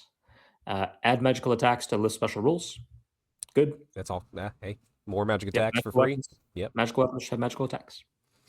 All right, and then Arcane Journal, Kingdom of Bretonia, Wow, big Warhorse. change. Warhorse, 25 by 50 to 30 by 60. I Hmm. think the only thing that could be on a Warhorse was a damsel. Hmm. Because I have one because it was the made to order. I'm not changing. It's on the 25 by 50. Everyone can just deal with it. Yeah, I never read it anyway, so I think fair enough. I think that was the only thing that was on a Warhouse. Everything else was on a like a normal steed or whatever it's called. Cool. It makes sense. It fits in the units better. Yeah. Yeah, not a giant change. Yep. You want to take the next two? Sure. Arcane Journal, Wood Elf Realms. Orion, delete fear from the list of special rules. Okay. Lame. I mean, it's a thing where it's like, does he cause terror? Oh. Is it just that? That's what I'm wondering. Like, Look it up. Yeah. let me look real quick. Also, fear doesn't do anything in this game. It's weird. So it's like, Yeah, who cares? unless you outnumber, yeah, it doesn't really do much. Except you Orion. you suffer less from terror, I guess. But yeah, not a lot. Yeah, he causes terror, so Yeah, okay. it Fair enough. probably just like we don't need to have both words there. Yeah. Yeah. His spectral hounds. Add the following to the end of the rule. In addition, whilst one or more hounds of Orion's remains, Orion himself cannot be targeted by enemy shooting. Yeah, I think that was a little bit more convoluted till it is now. I like that. It's simple. It's clean. Yep. That's good. And Arloth, Lord of Talzin, points 150. So I think that's a reduction. So I think Makes he was sense. 165 before, but or Yep. 160. But yeah, hey, points down. All good. Good. Renegade Crowns, War Hearses, Troop Type, change the entry as follows. Whoa, whoa, Light whoa, whoa, whoa, Cavalry. whoa, whoa, whoa, whoa. What, did I skip something? I have Arcane Journal, War of Cetra's Fury. Yeah, Renegade Crowns. Oh, Renegade Crowns. Oh, sorry. My bad. You didn't say the Cetra's Fury part first. Sorry. Oh, Threw I'm me so off. Threw me off. I'm so sorry. My bad. That was me. Okay. War Horses, Troop Type, change the entry as follows. Light Cavalry, Warhorse to Heavy Cavalry, Boarded Warhorse. Okay. So, Okay. yeah, you can do ranks of 4 now. Good. And you're barded, so extra armor. Right? Warhorse, change the toughness characteristic to dash. So you just use the characteristic of the Troop rider. top. Yeah. Okay. Feint and dodge, change the entry as follows. Once per game, when an enemy model directs its attacks against a model with this special rule, you may make that enemy model reroll its successful rolls to hit. I wonder if it's like on the hero or somebody. Feint and dodge. That's got to be on like what, the assassin? Or, no, because remember you could do different type of upgrades. There was one that was like a duelist. Oh, that's a cool one. Yeah, yeah. Making your opponent reroll. I like that. Yep. Yeah. All right, now Forces Fantasy frequently asked questions. Here we go. Dwarven Mountain Holds. If a unit of enemy infantry charges a unit with the Master Rune of Hesitation, can it make the use of Press a Battle rule to fight in 2 ranks? Because it's like, oh, well, I'm not charging, therefore I get second rank. No. Although the rune prevents a charging unit from using certain weapons or special rules, the unit has still charged and thus cannot make the Press a Battle rule. Okay. Yeah, that's a nasty rune of hesitation. I hate that banner. Yeah, it's awful. If a unit of enemy infantry charges a unit with a Master Rune of Hesitation, does it gain the initiative bonus for charging? Yes, the Master Rune of Hesitation only prevents the use of certain weapons and special rules. I've seen people play it differently. I've never not taken the initiative bonus. Hmm. And every dwarf player I've played has always given it to me, so. But okay. I think I have seen a battle report, at least one in the past, where somebody's like, you don't get any bonuses for charging. So this is good. Clarification's good. Yeah. There must have been a question. So, all right, still with the dwarves, just in their Arcane Journal. When a dug-in unit of skirmishers is charged by an enemy, does it lose that status? No. Okay. Good. Yeah. You can take the next one. Oh, Same thing. Oh, if a unit has dug in, become engaged in combat, does it lose the status if a model with it accepts or declines a challenge? No. Okay. Yeah. Sorry. You basically don't lose dug in. You don't lose dug in until you move out of it. Yeah. Yeah. Can a Doomseeker join a unit of Slayers? No, as per their other, Doomseeker is not a character, so that answers. Oh, yeah. Okay. Question. Yep. They're learners and outcast, even in Slayer Society. Yep. Wow, that's cool. Sure. They're just running around now. It's also like more thematic, more lore It fitting. it does, yeah. I say when a goblin hero shoots using the whirling death special rule, does it add D3 modifier to the number of shots rolled for each rank or rank or file, or just a single D3? Okay, just a single D3. You do not get an extra D3 ranks. That'd be crazy, like against your stuff. Could have been really good. Yeah, Yeah, 5 ranks. All right. 5d3 shots. yep. Well, a little bit of a nerf on that, or clarification, I bet. Yeah.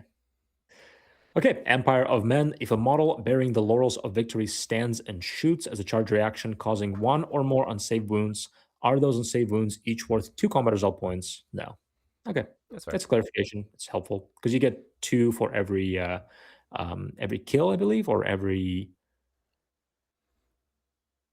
Yeah, I think Yeah, it's for every kill, every kill. every dead Yeah, model. Okay. yeah. All right. Oh, hey, Kingdom of Bretonia. Let's clarify the lance formation again. I it's feel like it's it's a tough, nonstop. it's a tough one. When a unit in lance formation is engaged in combat, every model on the outside counts as being in base contact. However, many enemy models count as being in base contact with the lance. Or how many models count being base contact with the lance? Sorry. Every model in the fighting rank that is within a number of inches equal to its movement characteristic of the lance. In the case of enemy regular or heavy infantry, second fighting rank is not in base contact. There's another rank in the way. When a lance charges, it pierces deep into enemy formation, pushing warriors back and causing the enemy lines to close around it. It's very hard to show this on the tabletop, though, hence the abstraction. Note that this can create an area of dead ground between a lance and a unit that is engaged in combat with. If an enemy units are caught within this, refer to rules of covering accidental contact on page 131. So I have my lance formation, and I have a big square. I go like this. Okay. Technically, that whole fighting rank. So this whole fighting rank is. Hold on.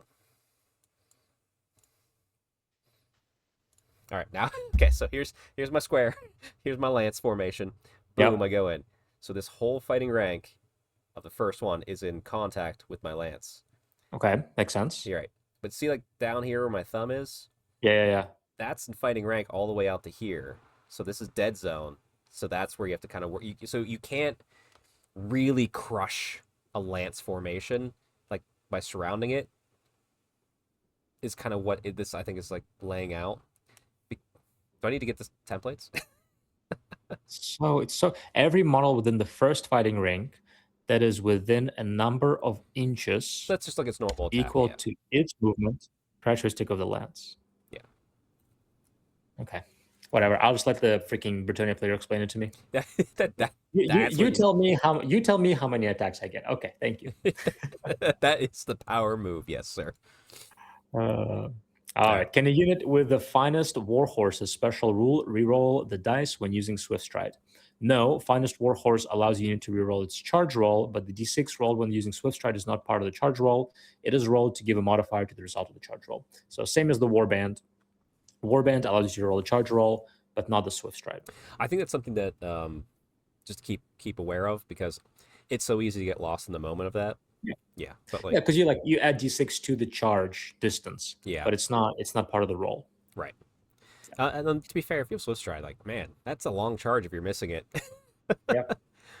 All right, Arcane Journal, Wood Elf Realms. A Wood Elf noble that belongs to a Wild Rider kindred may only wear light armor, but can they also wear a magic helmet? Yes, a helmet can be worn in addition to light armor. Who asked those I don't questions? know, it's like wizards can do it, so yeah, a Wood Elf can do it. Arcane Journal, The War of Cetra's Fury. In a doubles event, as described in the match play guide, which armies, if any, can a Renegade Crown army ally with? If the primary force is a Renegade Crowns, Empire of Man, or Kingdom of Bretonia army, Renegade Crowns can be fielded as trusted allies. Okay, Fair. sure. Cool. Yeah. Well, there's only one left now, Yes, sir. and it's just all pink because it's all new. I know nothing about it. Yes, so I will do my best here. So, Thayan Warhorse. Delete first charge from the list of special rules. That's a nerf. I don't. Interesting. I when I first saw this, my brain went, okay, they're not really part of my game plan, Sure. but I'm trying to think was there a game plan that I didn't know? Because it feels weird that it's not there. But First they rules also have it. charge disrupts ranks, correct? Yes, but it's only on your first charge, and you have to make that first charge. Right. So if you fail the first charge, you don't get it. Right.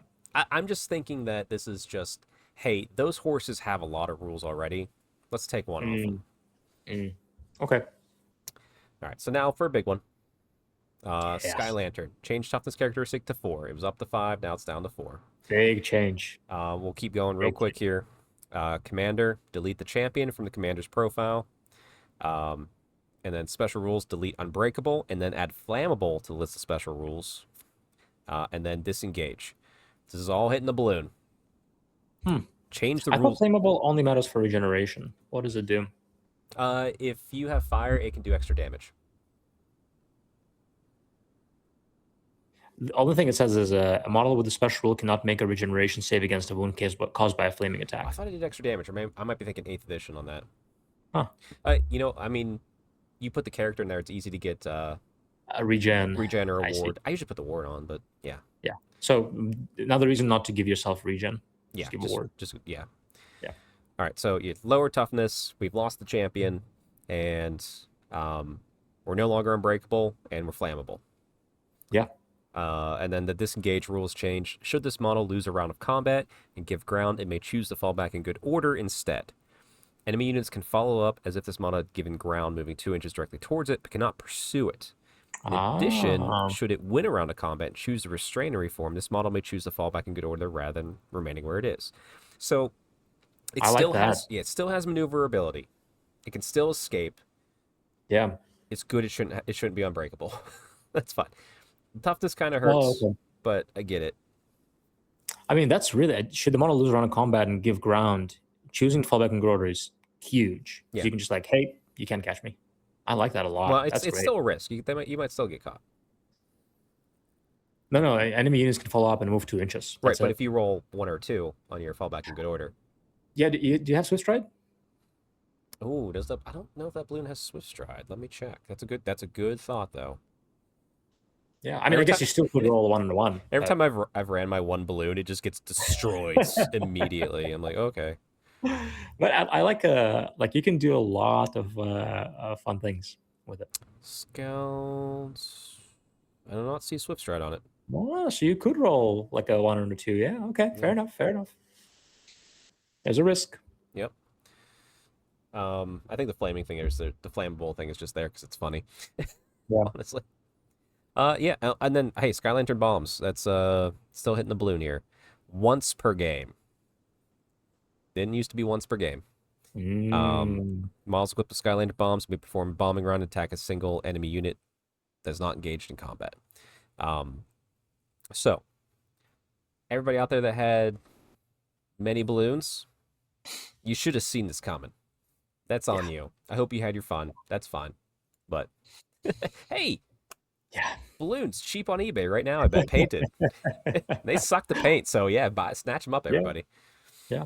All right. Do you want to read the Ogre Sure. Loader? Ogre Loader, delete character from the troop type. And Ogre Loader is an additional crew member that can be taken as an upgrade to accompany a Cathayan war machine. During deployment, position Ogre Loader with its war machine as you would any other crew member. Okay, there you go. So now, and they clarified that if the war machine is destroyed, the Ogre Loader is destroyed. Yes. Yep. So I believe now, like, he doesn't separate in any way. If you kill the war machine in shooting and you destroy it, the crew is gone. If you charge and you kill the crew, war machine is gone. Same as all other war machines. Yeah, it's just there's 3 wounds. You can't get extra wounds, but hey, you can. It's still an ogre in combat, and he still gives some good rules. You still upgrade with them. Yeah. It's still something you should take for sure. Because I mean, you have that extra freaking bomb thing you can do within 9 inches. No, it's, in my opinion, everybody should have an Ogre Loader with their war machines. Yeah, exactly. All right, next up, some standards. So standard of Wage In, points down to 60. And just to remind you, that banner, unit carrying it causes fear.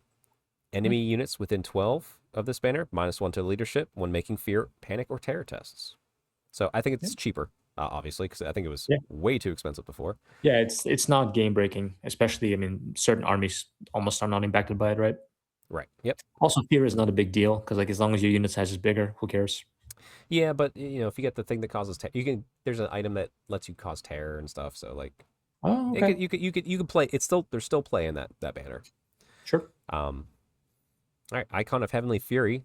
Why don't you read this one? I'll bring it up on my rules here. Change the points to 45, then change the second and third sentences of the rules as follows. During the command subphase of their turn, if they are not engaged in combat, the bearer of this banner may attempt to unleash its power by making a leadership test, using their own unmodified leadership. If the test is passed until your next start of turn subphase, enemy units cannot use fly special rule. Frustrating. Yes. Mm-hmm. And it's always not once per game. No, you're changing the second and third sentences. The first sentence is single use only. They Got it. just so I think people might miss that. Like, yeah, it's still single use item. Got it. That's good. I Yeah. mean, it's strong against certain armies, certain matchups. Who cares? But when you have that dragon position for a 14, 15 inch charge, and you make it not fly, and it's hidden behind a unit, yeah, that sucks. Yep. All right. Dragon's Eye banner. Change the second sentence as follows: on a 4+, the wizard controlling player must choose another target. What does that do? Oh, if someone's casting you, you get to roll dice. You're like, no, you're not casting at me. Oh, That's all it pretty does. good. Yeah. Yeah. Moss Shard. Change points down to 50. Let me see. Get that up real quick. What is the Moss Shard? I forget. I've never used this one, actually. Moss Shard. Enemy wizard rolls any natural double when making a casting roll with an 18. It's a miscast. Regardless Oh, of that's the cool. result. Yeah, okay. I wonder if it's the Great Maw, the Ogre Maw. Probably. That's cool. I like that. Yeah, because the ogres used to have some heart thing. Tom's gonna yell at me in the comments. But it was the same thing. It's like, hey, any double you're gonna miss, or like it caused you to auto miscast or something, like no matter what. I like that. I like that. All right. Alchemist Mask. The wearer of the Alchemist's Mask can cast the Plague of Rust spell from the lore of Elementalism as a bound spell with a power level of 1. I think it used to be power level 2, so I think it's just Ah, a drop to 1. Yeah. yeah, fair enough. All right. We got the lore Yin next. Change the first sentence of the second paragraph as follows: a wizard with the lore of Yin special rule may discard one of their randomly generated spells as normal. Okay.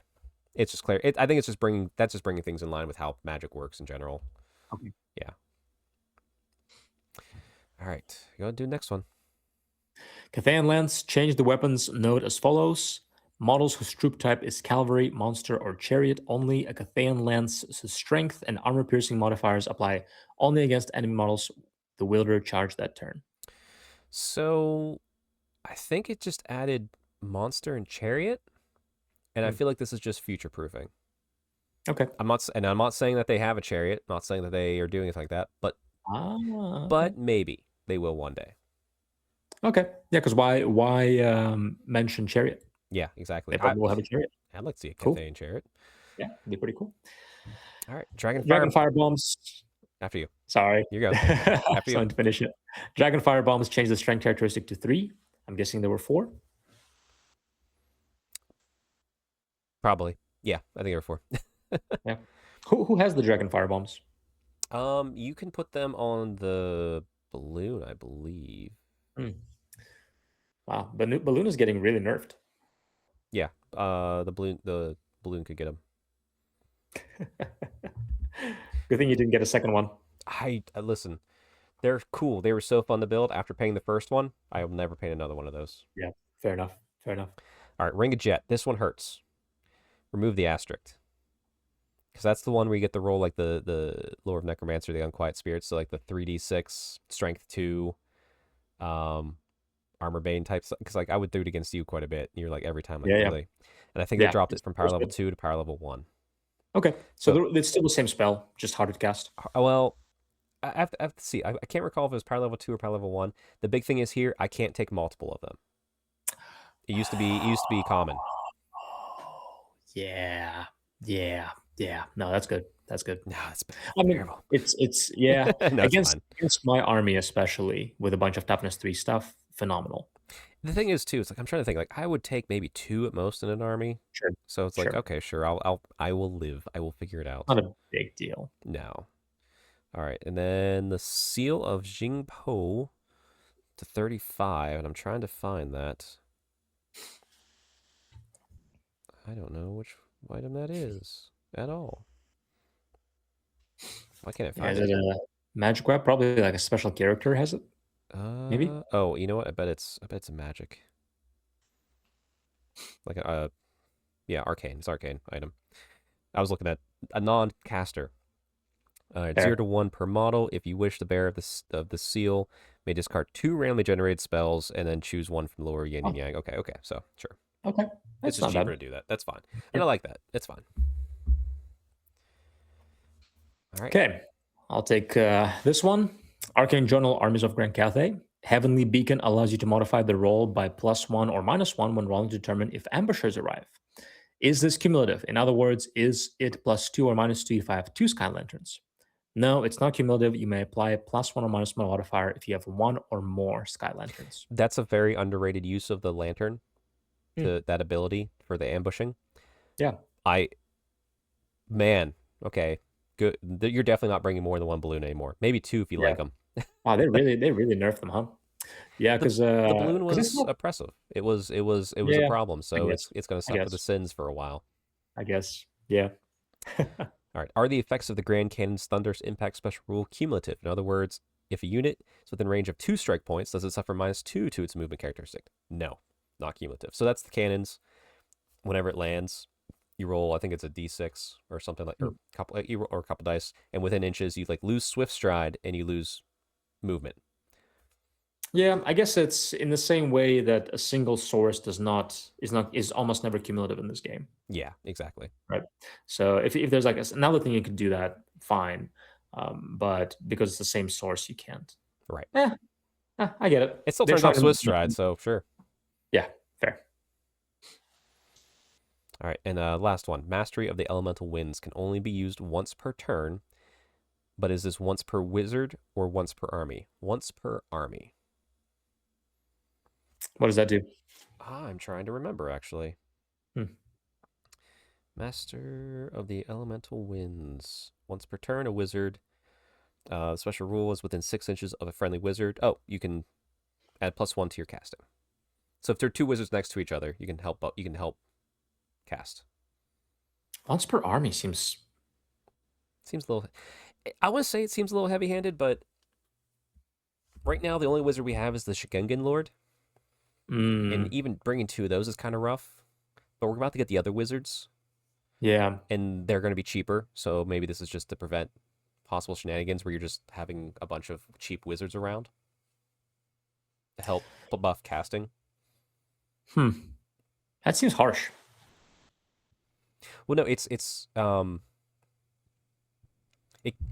it can be used once per turn, but it can only be used once per wizard per turn. Okay. Everyone was thinking before, hey, can every wizard just use this every turn? No. Oh, One wizard okay. per turn can use this. It's not bad. It's still good. Okay, okay, that's Yeah. normal. So it's once a game ability that a hero has. Okay, Yes. that's better. I thought this was like, yeah, I'm just never gonna bring two wizards. No, no, you'll bring two wizards. It'll be fine. Yeah, yeah. Got it. There we Cool. go. There's the FAQ. Yeah. Wow. Clarifications. I would say minor buff to specific empire. Good. Yes. Decent buff to wood elves. Yes. Cool. Good. Um, giant nerf to the big bully child that was out there in Grand Cathay. Also good. Also good. And everything else just small tweaks and clarifications. Yeah, like a few things here and there that were odd, like the impetuous, but hey, sure, whatever, it's fine. Yeah. Or sorry, the impetuosity for the orcs and goblins. That was odd, but whatever. Mhm. Yeah. So where are you feeling on the FAQ? How you feeling about it? I'm mostly unaffected. Not gonna lie. Yeah. The biggest thing that affected me is the Black Orc's ability to quell impetuosity, which I haven't been using that much anyway. Yeah. So, and it's not going to change how I build my armies. It's probably going to change how I play a little bit, keeping my general a bit closer to the impetuous unit so they can use his leadership. Other than that, I'm pretty much not affected. I mean, My favorite is probably the baggage train being impassable. sure. Yeah. Yeah. I think my favorite is the change for the Royal Pegasus, just because Yeah, Bretonnian players are everywhere, and every event we true. go to, I feel like I played at least two Bretonnian armies, and I'm dealing with that Yeah, crap each time. yeah. And it's like not that the players No, giving no, a no. bad game, but it's nice now that like, okay, I can at least play around this. It can still be a nightmare, and if it hits me, I'm still in trouble. But I might Yeah. be able to play around a little better. So much more flexibility when your threat is a quarter of the circle of the round Yeah. and not the whole 360 view, Yes. right? Because all of a sudden you can actually position yourself to like, oh, I'm going to be in your flank, and you cannot charge them, or you have to move around to charge that unit. Yeah. Yeah. The 360 abuse with flying units, it's just rough, especially when they're actually fighty. Oh yeah. Yeah. 100%. Um, and Bretonnian Pegasus characters are fighty, so So scary. So scary. yeah. But other than that, though, my only other question, as far as the wrap up our chat here, is where's my peasants? my You don't Bretonnian have peasants? my Bretonnian peasants. They haven't released yet. Oh. We saw them so long ago, and then we saw a recent preview for Zinch and Lumineth that are on pre-order. Huh. I don't know where they're at. So you just can't buy them? They're not up. They're not up yet. Wow. The I next, didn't know that. yeah, it's odd, and it's funny. I was talking to a fellow Cathay player, Jake, at the club last night, and the more I'm talking, I'm like, I don't like. I have a lot. I really want to see what the new army structure looks like, Hmm. because I'm like, do I need all those peasants? Like maybe him and I might split the box For Cathay. for Cathay, for the I Cathay see. peasants. I Just see. I see. yeah, because it's just like I don't know if I need 30 peasants. Maybe I Yeah. do. Maybe they'll change it so much that I have to, but Try them out. we'll see. Yeah. The Bowman peasants seem to be pretty good. I mean, yeah, I want bowman peasants. Yeah. Like I want more ranged attacks in that army. That's what I need. Yeah. Make Yeah. Because your infantry is so good. yeah, In my opinion. it would be fun to be a gunline style army with some teeth Yeah. and movement. Yeah. Yeah. Try it out. See if you need to get more. Well, yeah, it's like we'll see. We'll figure it out. But yeah, Yeah. I just when he release the peasants. Yeah, I'm most unaffected. I like it. I think it's good they released it.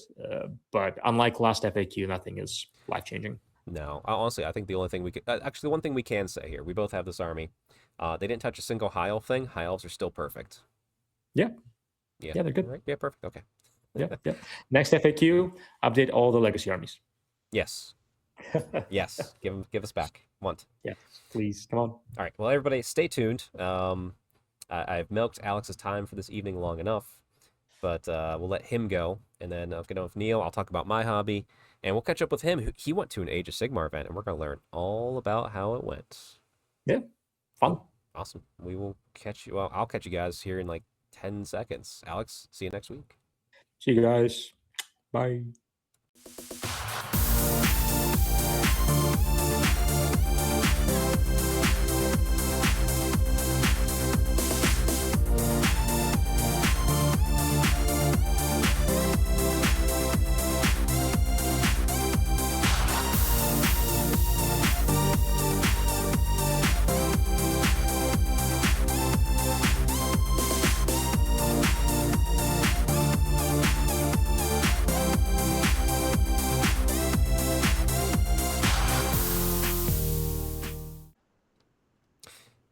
And we're back with the mighty Neil Araka. Look at it, look at it, look at it. Fresh off of an Age of Sigmar. Almost 45-year-old biceps right there, baby. Look at them. They're really. Hey, they're still working. They're getting the job done. Yeah. Oh, how you doing, Neil? I am well. I'm returned from Brewhammer, a conquered hero. That's like I always say. Hey, Not a conquering, got a but a couple. conquered. Not to spoil it or bury the lead, you got a couple wins. That's pretty impressive considering, like, you're not playing Sigmar regularly. No, I did. Well, we'll get into it more. Yeah, exactly. We'll hear the whole breakdown. Don't want to bury the lead, right? Yeah, yep. But I mean, hey, I know there's a little bit of news we got to discuss here briefly, but before we do that, how's your lawn? My lawn's still buried under 15 inches of snow. Okay, yeah, just like us. All right, yeah. My dogs are pooping in very interesting places right now, mostly on my driveway. Oh, because it's the most plowed or shoveled thing. Because the snow's higher than their ass. So Actually, I forgot to mention it during the snowstorm that hit everywhere. there was the ice sculpture festival in town. So me, my wife, my mother-in-law all walked up because we all live in town. We had to walk on the streets because it was the most plowed, shoveled thing there, and it still wasn't that great. Yeah. So, like everyone's just walking on the streets. It's just like, wow, it's like 1920s or something. It's weird. Yeah, my local town actually they started running out of salt, because Oh, we've had so much snow, and so they're only salting like main roads right now. So for like the last week and a half, um, our roads going into my neighborhood are completely snow covered. So, um, the desire to like kick the turn in and press like and just drift oh yeah, yeah, around yeah. like into like the neighborhood and everything is just like you got to really fight that urge, but I don't always win. I was just It's, yeah. Listen, you come home one night, it's a little late. You just gotta go for it. it's so good. It is taking my kid out from karate or whatever, and all that's completely snowed in and everything too. I'm like, bro, we might be doing some donuts here in a second. Like, dad is really getting the urge. Like, are we safe? Oh, we're safe. This is just fun. Yeah. Oh man. Well, we hinted enough. Neil has a Yeah, little bit of an announcement to break to the Strength Hammer community out there. I do. So Lay it on us. today, well, I'll just kind of go out there and say it. So I've got about 2 episodes left. My time as a regular on the show is coming to a close, unfortunately. So, I hope to pop on when the occasion calls for it, Yeah, when or I'm asked here there's into events the future. or an army that's clearly you know, like yeah, definitely gotta have you Sure. on.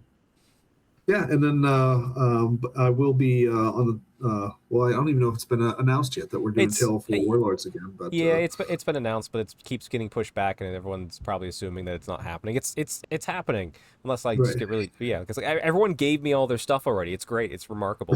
Like Neil gave him a talking to before we began. It's right. I think they listened. So Yeah. I get these nerds in a row. I know how to shepherd these sheep, So, you're a good captain. but yeah, so we're looking, I think, at future episode 175. I think is probably going to be the last official one until. Yeah. So, it comes with a little bit of sadness and everything. I think, boy, how long have we been doing this together, Chuck? Oh man, we've gone through a good couple years, I think now, of It's consistently. Yeah. I I mean, mean, even like when we first started playing around with it, that was pre-COVID, wasn't it? I think it was pre-COVID, like the couple false starts and all that sort of stuff. Yeah. Sure. I mean, it's bittersweet. Like I get it too, because like even me, I'm like, this. I don't think this is gonna last forever. Eventually, I'll be like, I need to, like take a break or just like I'm done or whatever. But I'm glad you've been here for so long because you've really helped shape it. Like I said, your brain on Warhammer matches my brain, which on one level makes for bad podcast content, but on another level, I do this podcast because I just like talking to my friends. So, Right. my only concern when you mentioned that you said that I was like, oh yeah, I completely understand. Like, no worries. Like you don't have to explain yourself. That's fine. I appreciate everything you've done, Yeah. and I'm more worried of I want to make sure that I don't not talk to you often because like I'll Right. get stuck in my cycles and things like that, and it's just like no, like Sure. We'll make it work. oh I yeah, mean, most podcasts, what do they say? Most podcasts don't make it to the 10th episode. Where we yep, almost on 175, right? yep, And I haven't been there for all of them, but yep. This is probably 173, so we're doing pretty good. probably the majority, right? So I would say at least 2/3 of them I think I've been a part of. So Well, maybe uh, maybe the old world gods will gift us, and we'll get the Grand Cathay Arcane Journal, and that can be your send off episode. But there you go. that pre-order better be appearing, Right. because yeah, because it's 173 and 175 is coming quick. Yeah, absolutely. Oh, yeah, Uh, but if maybe I will say too, if you've enjoyed hearing from me on the podcast, I'd love to know about it. Hit the comments up on the YouTube channel. Let me know. I'd like to know if you guys have enjoyed kind of my contribution. It'd be nice to hear that. I wasn't just shouting into the wind like an old man yelling at a cloud, right? So, well, if you're shouting, I'm shouting too. It's yes. Let Neil know how much you love him. Honestly, just make it a regular comment. I want the first top comment to always be like how much I love Neil. even whenever it's like 30 episodes past him not being here regularly. Yeah, yeah, yeah. Yeah, my soul will be gone, but my stench will remain. I the weird thing about like YouTube and all this sort of stuff, like I I mean, let's assume it's gonna carry on past it. Like, Neil, you're gonna have like great grandkids. Like, you'll be gone. I'll be gone, and they'll just be like, oh, my great grandfather was Neil, and they like type in your first and last name and look it up, and all of a sudden like this YouTube like podcast, and they're just like, what the hell? Yeah, this guy's talking about painting miniatures. Weird. Okay. Yeah. But that's great. Could have gone into finance, huh? We we will do a nice proper send off at 175. Neil, I'd be curious if you have a specific topic you wanted to get done.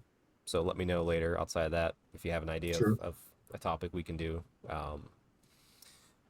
But now Neil has some games he talked about, or talked about that he's going to talk about. But Neil, did you have any hobby? I forgot to ask that. I know you. I did. I did. I painted up a high elf dragon for our future tale for Warlord. So we'll wait to post that.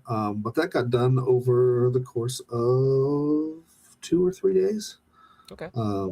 Yeah, I think I took 3 days on that, kind of nighttime, whatever. I played Total War Warhammer with my younger brother quite a bit, and he takes the longest turns on planet Earth. And so I just decided to start painting during his turns, and this has actually been the most productive. I hit the done button, and then I just go, and before you know it, hell, half the dragon's done before he finishes his turn. That's amazing. Well, yeah, we'll look at that in Tale for Warlords.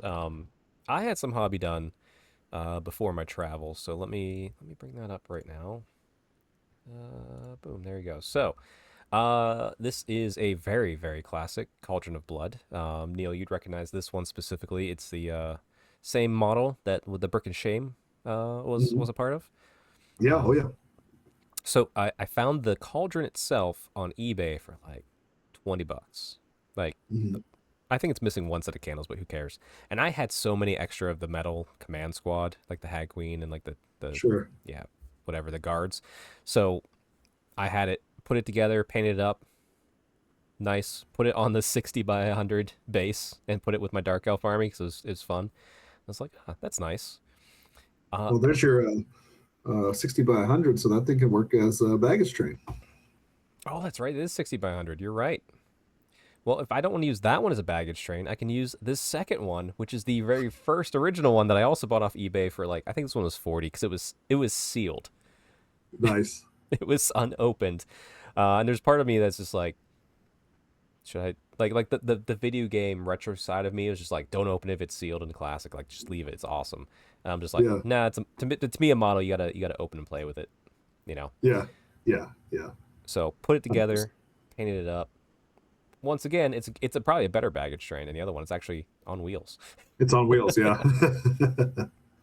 And then besides that, I also painted up Lady Elise. Yeah, I was using the new Blanche paint sets my friend Luke gave me for Christmas. Not all of it, but most of it was the Blanche stuff. It's a little bit. It came out. Let's say it. It looks chalkier than but it's not chalky. Like I couldn't take a picture where it didn't look chalky, but it's actually very smooth paint. So very much enjoyed it. And then the other model I painted here was the it's the lady from Dark Water that looks like a fae or a damsel. My friend, and actually shout out to my friend Kevin, who sent me both of these for Christmas. So yeah, got them painted up and put them in the Bretonian box. And that's awesome. Yeah, it's good on you for painting white too, because Reese, we'll talk about it more when I show that dragon. But man, white is the bane of my existence. I just can't do it. I've done a little bit more white recently, like the Eldari Webway Gate and stuff, and like I've done armies of white, but like I don't hate it. It's just it's a challenge. And the last bit of hobby here, so I have it's a picture of the 500 Worlds, the Titus. So they're starting the ramp up for the next edition of 40K. So that, Neil, just like in Age of Sigmar, they do lore. little lore campaigns that lead up into the next edition, sets up some stuff, and then the big boom thing happens. So I do it for 40K. So I bought this one because it's Titus. The last time I bought all of them, and it was a really good set of stories. I read this one, and it was a good story in itself. I don't see how it's connecting much to something else yet. So it's like one of those, like, I don't know if I'm going to buy the next one. We'll see.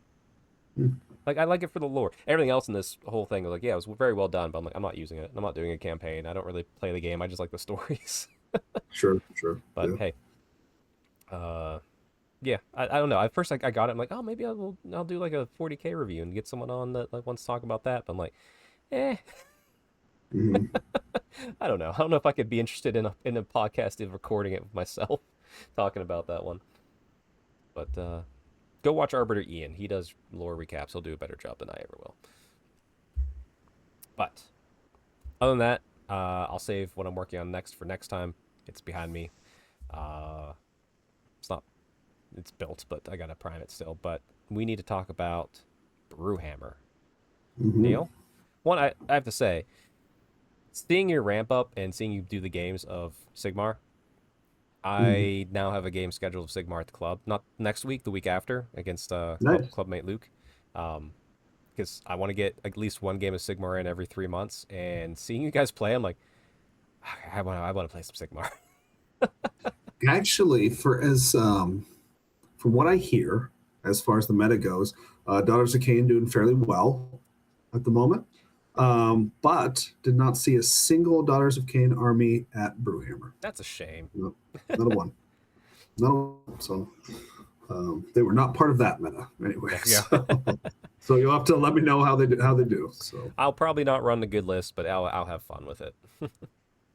But here, let me show. If you want to talk about the little, you had a little pregame, so just quick shout out here for the boys dropping the new album. We got Neil, Matt, and Carl here.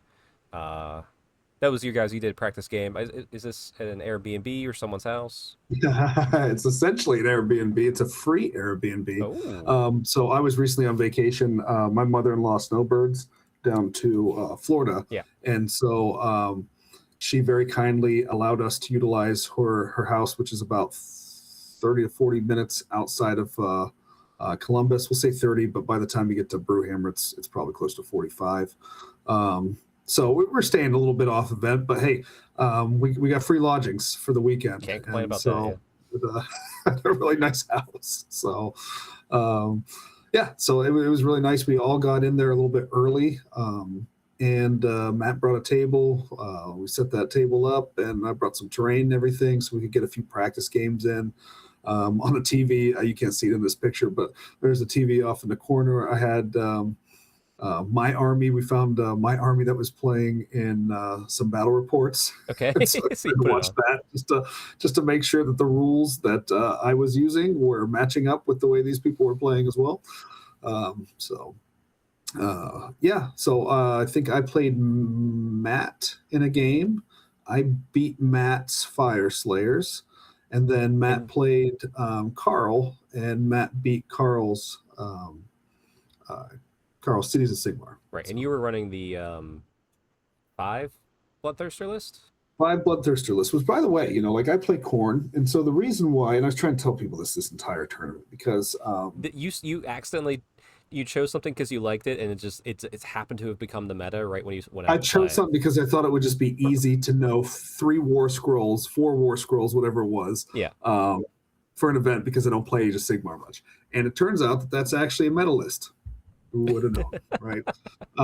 But luckily enough, I'm a bad enough pilot to that not matter. So a little spoiler alert there.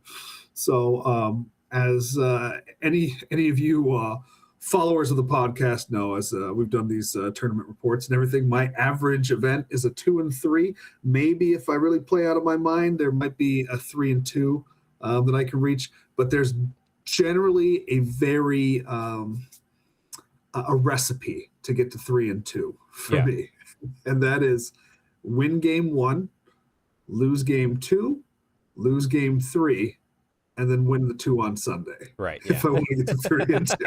That's how you conquer it. that has to be very matchup dependent. But the average event, I've been, I think, 3-2 at 2 events in my lifetime. I've been 1-4 at 1 event in my lifetime, and every single other event I've ever been to, I've been 2-3. So I did in fact match that again. Hey, So, consistency is king. I don't think I've ever done 5-0. I've done 3-0 events for 1 days, but I've been 4-1.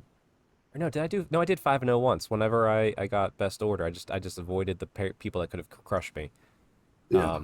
I had 5-0. I've had 4-1. I've had plenty of 3-2s and 2-3s. I've had a few 1-4s, and I've had my fair few of 0-5s. Right. I am not consistent at all. As hard as I've tried, I've not yet reached the heady heights of the 0-5 just yet. Wow. So it's, I mean, having been to a Brewhammer years ago, it's a beautiful event.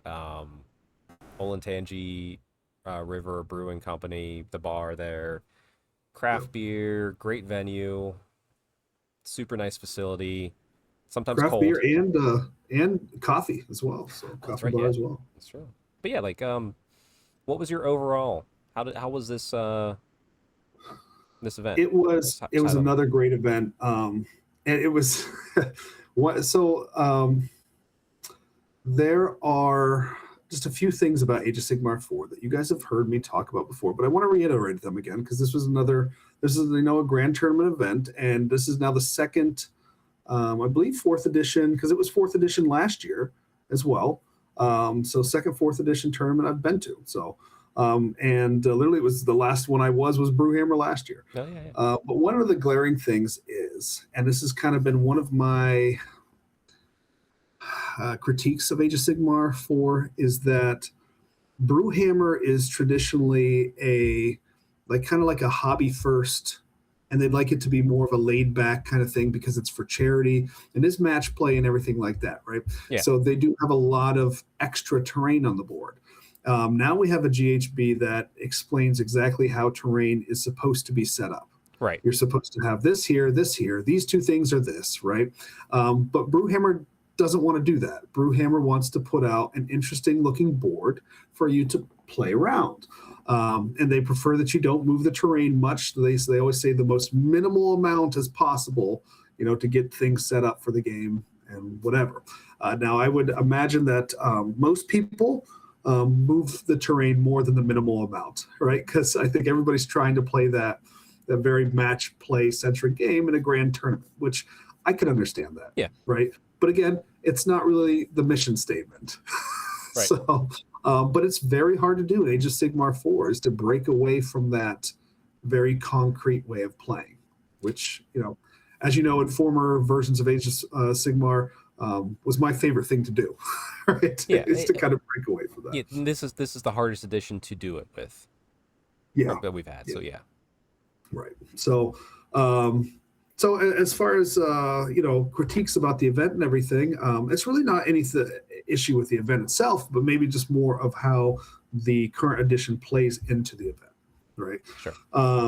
But outside of that, this is the 5th Brewhammer in a row I've been to. So I've been to every single one of them so far. I'm thinking that this one may be my last, and not for any particular reason, other than I'm probably past a little bit of competitive Age of Sigmar at this point, and just wanting to do maybe more casual games. Yeah. Maybe where I'm at with it. But the event itself was great. Lots of prize support.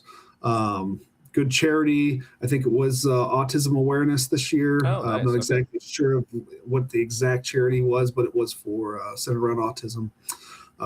Great. So yeah, good times. We had from our local group, I want to say 3 of us staying at the Santa, and then Brad, who is part of our as well, was down there. Yep. So big Brad's a big Brewhammer fan. He was messaging me. He's like, Chuck, do you have an in for Brewhammer? I'm like, no, I don't. I was like, I almost went, but I have to work travel. But he's like, can you get me in? I'm like, you can do it, Brad. You got this. I believe in you. And he did. I'm glad he got in. Yeah, he loves that event so much. He actually messaged me, and then I was able to hey, guys, you got an extra spot for Brad? And they're like, yeah, we get Brad taken care of. Yep. But like, yeah, but Yep. like I didn't even, yeah, yeah. Anyway. So how was game one? So, and I apologize. I no longer have anybody's names from our games, but the first gentleman I played Let's was let's call doing him Big Dog. Big Dog. Big Dog. He was he was a big dog, and Big Dog was possibly up for my favorite opponent Oh award. wow. He finished second in that rankings for me. He was great. He had Spider Fang Grots. Ooh, okay. And as you can imagine, that is not a medalist.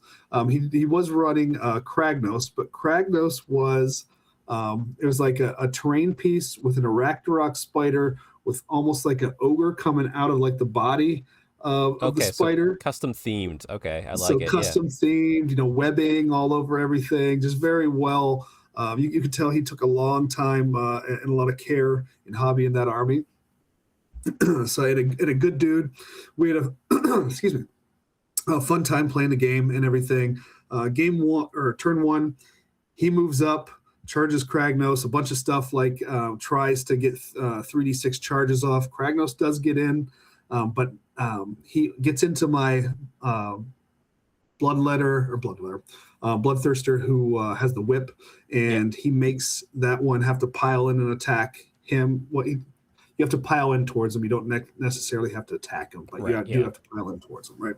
So he attacks into that bloodthirster and almost kills it. So he basically he rolled poorly for like the rampage and everything. Did not do the like all the mortal wounds and all that kind of stuff. And so with the -1 to hit, -1 to wound, all that kind of stuff. Unfortunately, he did not kill. I think he might have left him on like 1 wound or something like that, or very few wounds left, but just didn't enough. quite wax him, right? So next to him was the Boom Thirster, and then the next turn, Scarbrand came in, and Kragnos was gone. Very shortly thereafter, he had a bunch of different Arachnaroks, and then those were gone. So it was a good game, but I wound up getting, I think, 78 points in that game. Yeah, you crushed in that game. What 80 is the max, right? I think so. Yeah. I think 80 is the max. So I did very well in that game. Again, great opponent, great banter back and forth on the table. So we had a lot of fun through the whole game. And so then I go to game two, and game two is historically where, it's just like, oh, did I win game one? Because I got paired, advantageously, which is what has to happen if that happens. And then I will lose the second round. In fact, I've been playing in GTs and tournaments now for the better part of a decade. I have never, ever won game two. It is the most likely to fail whenever you crush your first game, especially. Right. Yep. Except I won game two. What? Oh my gosh. For the first time in my life, I won game two. Now, you were playing. I'm not going to go into like. Let's call the next person Big Dog. Everybody's Big Dog today. You know what? Yeah. This is Big Dog number two. Big Dog number two. He has played a lot of Age of Sigmar, but had not gone to a grand tournament. Okay. All right. And this particular gentleman, you can tell he was intense. He was trying to get the win and everything, and or to do as well as he could in this tournament and everything. So it was more of kind of a sweaty game, I think. Especially because I was pulling it out. I have to tell you, Chuck, I've never had dice this hot in my entire life. That's amazing. Right? Okay. Turn one, I charged it. Now he's running Nurgle. He's got the Glotkin. Okay. He's got Rodigus. He's got 2 units of 20 bloodletter or not bloodletters, plague bearers. Plague bearers. Okay. And what else? Not much else. There's like a hero. Well, in the middle, there's the 20 plague bearers. Behind him is a hero, and then Rodigus. On the other side is the new cavalry models for Nurgle. Yeah. And the Glotkin. Those cavalry models make you strike last, I think, if you roll like a 3+ or something like that. So I sent one Bloodthirster into that whole group over there. And then I put Scarbrand. We'll call him the Boom Thirster. This is the Thirster with the big axe that does like the the mortal wounds in an 8-inch bubble. Yep. If you roll a 6 on the hit, if you crit it, right? And then we also set in my Wrathicorn Bloodthirster, right? Yeah. Now the all in. Wrathicorn Bloodthirster, this is all in the middle, right? And they all attack basically into the Plague Bearers, right? Because I'm like, well, let's just try to get rid of these guys as fast as we can. But that's still 40 wounds on a 5-up ward, right? Yeah, that's still So pretty hard to get you through. do the math there. You gotta push some wounds to get rid of those things. So I give an there's a once per game ability where I can give an extra attack wholly within 12 inches to like every Bloodthirster with it wholly within 12. Oh, jeez. Right, of the Wrathicorn, right? Yep. So there's 3 in the middle right there. And then he can the Wrathicorn can also give 1 attack to another Bloodthirster, right? So where does that go? That all goes on to the Boomthirster. Now, so he has 7 attacks. I rolled 6, forgetting that I had, and like not seeing that I need to roll 1 more dice, right? 4 of those were 6s. Oh, okay. All right. 1 was a miss. And I was like, I'm sorry, I forgot he has 7 attacks. I have to roll another one. So I roll another one. 6. It's another 6. 5 6s. Okay? Holy cow. To everything within that 8-inch bubble. So I'm talking Rodigus gets hit. It nukes off his hero behind. I mean, the Plague Bearers are just exploding. Like, and then like he's attacking back. I'm rolling 5-ups for my ward save. Like these dice can't roll anything less than a 5. That's so fun. And I mean it. I'm like, and I told him, I'm like, dude, like I've never rolled this good. And like he said something about the dice. I'm like, bro, these are Brewhammer dice. Okay, these are dice I yeah, got from literally this it's dice you bought from these the are tournament. not like random dice. I didn't bake these babies. I mean, I've never rolled this good, and it kept going on all game. And you could see he's getting frustrated by it because. How couldn't you? You roll that many 5s and 6s, you feel like the fix is in. Like you couldn't not. You're like, what do I got to do? Yeah, it's such a blessing that you were using dice that you bought from that event. Yeah, just because it's like it's not cheated dice. It's nothing wrong here. It's like I bought it from these people right here for the charity. And more on these dice later. Okay. All right. They use a ball. But, yeah. Okay. So now even with me rolling as well as I did, New Nurgle is so resilient that I think I only pulled off this victory something like 62 to 50 something. Okay. And I'm rolling to get Bloodthirsters back. These last I think I wound up having technically 7 Bloodthirsters on the board in the first game and 7 in the second game. Okay, yeah. So I'm getting Bloodthirsters back left and right. And so like if they did kill 1 or 2 or whatever, I'm like by turn 4, it's like, okay, well here's 1 and it gets to come in anywhere on the board with full wounds and I'll sit it on this objective and now I'll score this. Yep. Right. And so I mean it was an uphill slog for him, but to his credit, I mean he very nearly pulled it off, even with like literally the hottest dice on planet Earth. Okay. Well, I've never seen anybody roll this well, let alone me. Right. I mean, that's the thing. So, skill can always triumph, but it's there's a lot. Dice keep it random, and for every game where you get blown out, there's one of those happening somewhere else. You never know, and that's literally it's taken me 10 years to have a game like this. I've never had a game like this before. I mean, everything I rolled was just hot. It was everything, whatever I needed, whenever I needed it. I think I had 9 dice and I had to roll 8 3-ups to get a Bloodthirster back. I rolled 8 3-ups out of 9 to get a Bloodthirster back. I mean, I'd have been super frustrated as well.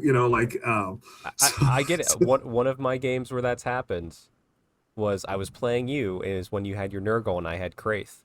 And you remember, I'm like, okay, so I have these Sisters of Slaughter, and at that time it's like, well, I could move extra inches, I could charge, I could do extra pilot. So like I had to max all my dice, and I had to roll Kraith to attack twice to kill your Great Unclean One for the win. And I did it. I'm just like, what the fuck's going on? Like I know it's just like, well, you took it in stride, but it wasn't a tournament game. I remember that game. Oh, yeah. But like it's like but like then I'll have a game where I'm just like, okay, I'm gonna roll this. Look out, sir. No, my mage is gonna take the cannonball to the face, please and thank you. Gotta love it. That's awesome. It's funny. It's just like but when I go to these events, like I'm talking to one of the guys who runs the event. His name's Steve, and Steve's awesome. And Steve's a friend of Shout mine out as to well Steve, from many events. And he's like, it's okay, Neil. You're allowed to have nice things. You're allowed to run a medalist. You're allowed to do all these things. It's like, it's okay. You can buy that new car. You deserve it. Right? I love Steve. And I'm just like my enjoyment though out of games, out of events and everything else is like, if my opponent didn't have a good game, I'll never feel good about a win. And that's just a me thing. Mm-hmm. That's just like, if somebody else has the ick, it's just like, man, that guy's dice were too hot. There's something going on. It just feels bad about the game or whatever. I just will never feel good about that game. So I didn't feel good about that win at all, just because of how skewed it was. Yeah. You know, so it was nice to go 2-0. All right, okay, but now my saving grace at these events is that I never go up to a level where I'm playing with people who really know what they're doing. Yeah. That second game, I'm just like, bam, get back down to the bottom tables, you idiot. And there we are, right? So I got a second one. I think I was, at this point for game 3, I was like ranked 4th in the tournament or something like that, which is just nonsense for me, right? So I played another guy. Now he's out of Pittsburgh. He's one of the Steel City Sigmar guys, and he had an all Bloodthirsters list as well. In fact, he had the exact same list I had, with the exception of he had the artifact on a different Bloodthirster. I had both the artifact and the trait on the same Bloodthirster, but all the Bloodthirsters were the same. All right. Right. So this game was an interesting one. Again, great dude. We had good banter on the table back and forth because, like, he's just like, he looks at the Bloodthirster. He's like, "You want the win?" I'm like, "No, man." He's like, "No, I'll give it to you." I'm like, "Not a chance. We are playing this out because you are going to win this game." so turn 1 starts, and he moves his Bloodthirsters kind of cautiously. Like, doesn't go. He has the first turn, so he's going to have more objectives than me and everything anyway. Whatever. So he's going to get his 10 points, right? So. Then there's me, right? And when I stare, but like I'm looking at 5 Bloodthirsters, I have 5 Bloodthirsters. I have no idea how to attack my own list. No clue. Yeah. I don't have like a single clue. So I'm like, okay, well, I'll go get my 2 objectives as well, right? And then there's one right in the damn middle. Now I know Scarbrand can charge 3d6. I also know that one of the other Bloodthirsters can charge 3d6, take the top 2, right? So I know whoever goes to that middle one first is going to have an issue. Yeah. But I'm just like, I don't know what to do with this. I don't know how, like he's already up like 2 points on it anyway. So I'm like, how do I come back from this? Well, I need to go get that other objective. Yeah. Right. So I guess I'm just going to go get these 2. And I'm like, let's get this fucking party started. Like and I put one out, just like barely touching that middle objective so I could hopefully, redeploy, do all this kind of crap. Right. Long story short with this game is like, he starts knocking off more of my Bloodthirsters than I can knock off of his. I wind up having a Bloodthirster come back in this game as well. He winds up having a Bloodthirster come back. As cats and dogs living together. It was the chaos. It was the most nonsense game of Age of Sigmar I've ever had since I want to say it was the edition of Age of Sigmar where you could have 60 zombies and they would come back on a 2+. Oh god, I remember that. Oh, and I had a unit of 60 zombies, and the other guy had a unit of 60 zombies that were attacking each other in the middle of the table, and we were just taking zombies off and putting zombies back on. I know. For 5 turns. We're like, what are we doing here? I have one nightmare. Shout out to friend Brendan and his opponent. This was the one time GW did a team tournament, which was a mistake because all the people that knew how to run a team tournament were over at Worlds, which left to like me and the guy that can do narrative really well, like figuring it the fuck out, which was hard, but we did it. And thankfully the players were good. But there was one matchup, and it was like right before lunch. And I both, it was Brendan Melnick and someone else on the other time. Both of them had that zombie list. Yeah. And I just went up to both teams, like they're just chatting and they're about to like get into it. I said, guys, I have one request. These 2 lists don't play each other. And they're like, all right, yes, sir. I'm like, okay. So then like I go back and literally 10 minutes later I come back and they're set up and deployed and they're playing each other. I'm like, God damn it, guys. They're like, Yeah. sorry. Like, we'll make it quick. I'm like, okay. Yeah. Yeah. Oh, anyway, sorry. It's a mess, but it was like Ugh. like I don't know, just like those zombies. It's just like Well, it's just, this game's a mess. Whatever. So he wound up getting up on the points, and I don't think he failed a tactic or anything. Like he bombed me off the table essentially. I think I wound up with maybe 50 some points, maybe 48, 50 some points in that game, scoring about half. So and my thing is too, is like I picked a card for secondaries that maybe I should have looked a different way at, but as I was kind of going through there. Good on you. You're just like, okay, we could just be coy and I can mathematically lose this barely, or I'm just going to go out and if I kill you, I win. Yeah. I've already lost if I do nothing. Like, and so like, yeah, that's pretty good play. And I'm sure like the TOs walking around like saw you guys having a good time, and it's just like it was like two like 5-year-olds like playing with their toys, like my dinosaur kills your dinosaur. People were walking past the table and just laughing. They were like, "Oh my god, are you guys serious?" It was so dumb, man. I mean, we had multiple people come by and just watch it. We're just dying laughing watching what was happening. That's awesome. Like we were taking bloodthirsters off, putting bloodthirsters back on. Like I mean, just I think there were 14 bloodthirsters in this game, honestly. So, but anyway, so that was our game one, our day one, and at that point, I'm 2-1. Good place to be. Yeah, 2-1. Going into day two. Wait, hold on. Where did you guys go to eat that night? Did you go out any special place for dinner? We did not. I was exhausted. Okay. So the prior night, there's actually a little place in Buckeye Lake where we were staying called the Pizza Cottage, which I made sure that they went to. I've taken Dave there when he stayed at the place a couple years back as well. Excellent subs, excellent pizza. So I made sure they got there. We were so wiped that night. I think we wound up running through a Wendy's. And then going back, shooting the shit for a little bit, and then everybody hit the hay, you know. And Matt's back was hurting pretty bad. He at that point, I think he was 1-2. Yeah. So Matt was 1-2 at the end of the night, and then Carl had actually picked up a victory as well, I think. So Carl was 1-2. The last time he played in Brew Brawl in Akron. He went 1-4 with this list. So he was not expecting to do well with this list at all. He was hoping to compete with, it's kind of funny, with best paint. And Carl's a great painter. He's a fantastic painter. His city's army is darker. It's a lot of blacks and everything and grays. And he's got freehand on it. I mean, it's highlighted to the nines. He had all sorts of stuff. He's got actually a steam tank with a custom like gallows kind of that's hanging off, and there's a guy inside a cage like hanging off the steam tank, right? That's awesome. It's really, really cool to look at. This whole army top to bottom. You could literally spend, I don't know, 20 minutes looking at this army and trying to find all the minute details. You know, he's got like one little bit like on a guy that says like Sigmar lied, you know, all in like, you know, written out, you know. That's so cool. Yeah, that's awesome. Yeah. So really cool blood effects. Front of the steam tank's got some like blood effects from like the front of it coming down, like it just ran somebody over, whatever. So that's what Carl was trying to go for, was best painted. And we get there, and I just like we're pulling everything out of the car. I'm like, "Where's your display board, man?" Because he got there late because he wanted to make sure he finished his display board, light effects, all this kind of stuff. He's like, "Well, you know, you show the armies tomorrow." No, like, no, dude. Lunchtime today. No, just lunchtime.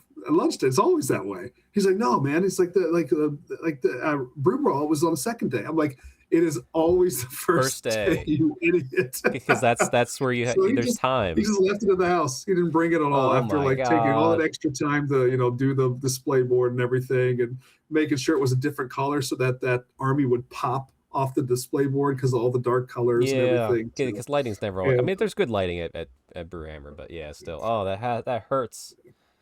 So Carl actually wound up getting the same paint score that I got, based on the rubric and everything. So I don't know that that was deserved. I think he deserved maybe a few more points than what I got, or maybe I deserved less than what I got. But people were eating up the fact that I did have a little sound effect on Scarbrand where you could push it down and he would talk or say something or Yep. whatever. So people were loving that. During judging and everything, I put out a little card that said, "Press my skull, winky face." Oh man! So that was day 1. Day 2, I get to play the venerable Sean Phillips. Now, Sean Phillips is a gentleman who's been coming to my events for a long time with the Columbus crew guys. He is one of the owners of Roundtable Games as well. Okay, yeah. You may remember him as the guy who brought the entire table of Azir terrain because he controlled Azir in one of my bars events, right? He's got the really nice looking Stormcast army, big bearded guy, I think he's maybe a year older than me, so we get along great. And so like I saw the fact, like when I found out I was playing him on day 4, I was just like, that's like awesome. Win or lose, who cares? Having fun. He actually wound up getting best painted, and that Stormcast army is an incredible army. And Carl was saying, like, he would go around, he's like, here's the thing, here's my competition here, and Sean, he's like, this is a really well painted army. And I'm like, and so he was very happy to see Sean win with that army.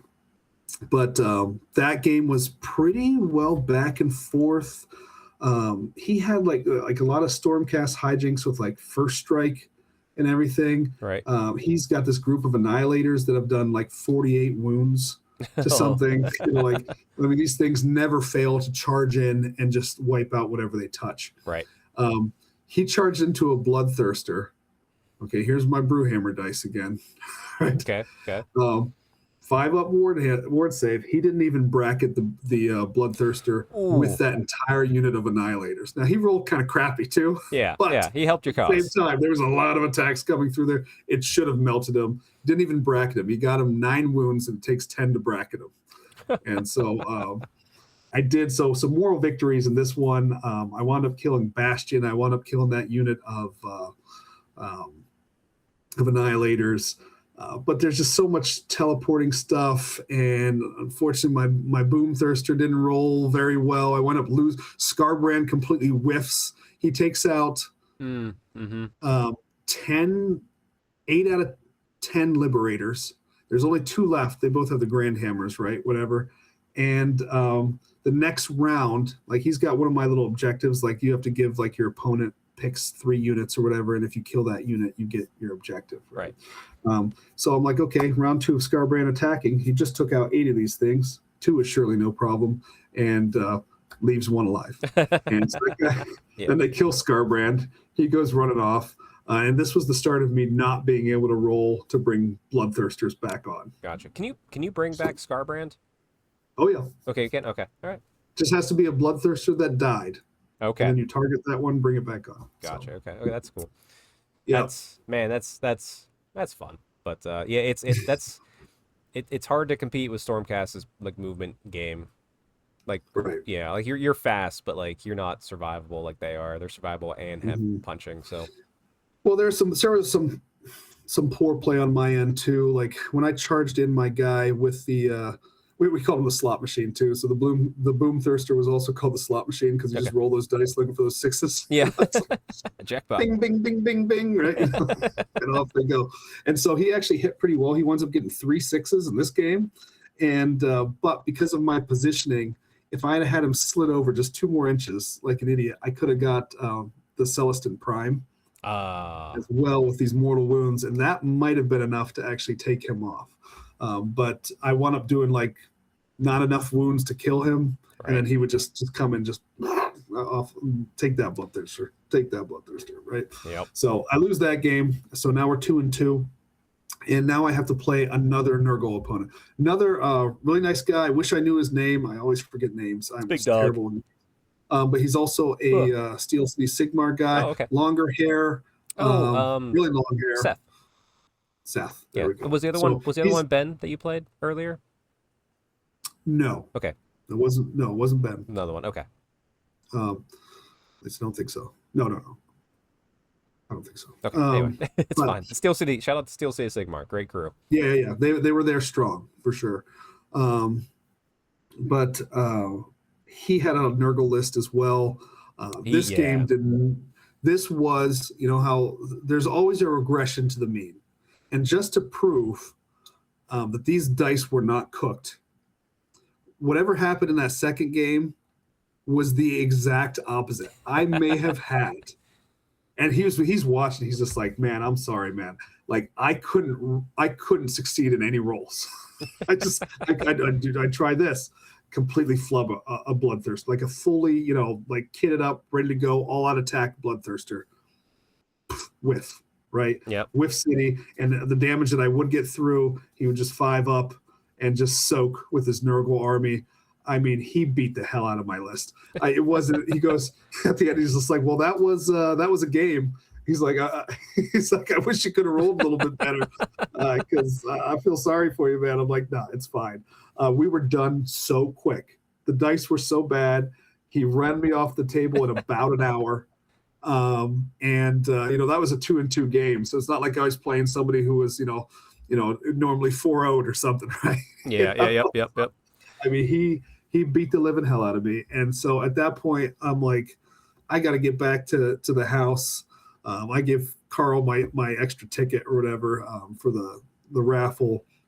And, I bust out of there at that point and right. Just go home and kind of close up shop at my mother-in-law's, so Yeah, make sure that it was in a nice spot before I left. So understand. Well, I've played Seth a couple of times and it's always fun. I remember my first game, he was playing as Beastman. I think he very much has like a Nurgle feel. But we're playing and I'm doing everything right to win, but it's a hard game. And we're at the end and I forget one thing. Like it's bottom of 5 and like oh man, okay, all right. And that's the game.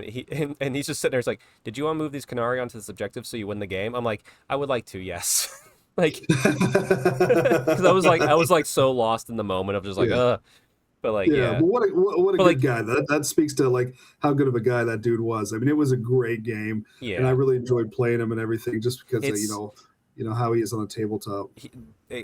Seth, an exceptional player, but doesn't have to be. He doesn't always play competitive. He just right. But like, he plays well. If he wins, he wins. If he loses. Exactly. That's my kind of gentleman right there. That's how I like to get on the table. So anyway, as we said earlier, 2-3 though. So awesome. I mean, like for not really playing Sigmar, you got what 6 games of Sigmar in like 2 days. 1, 2.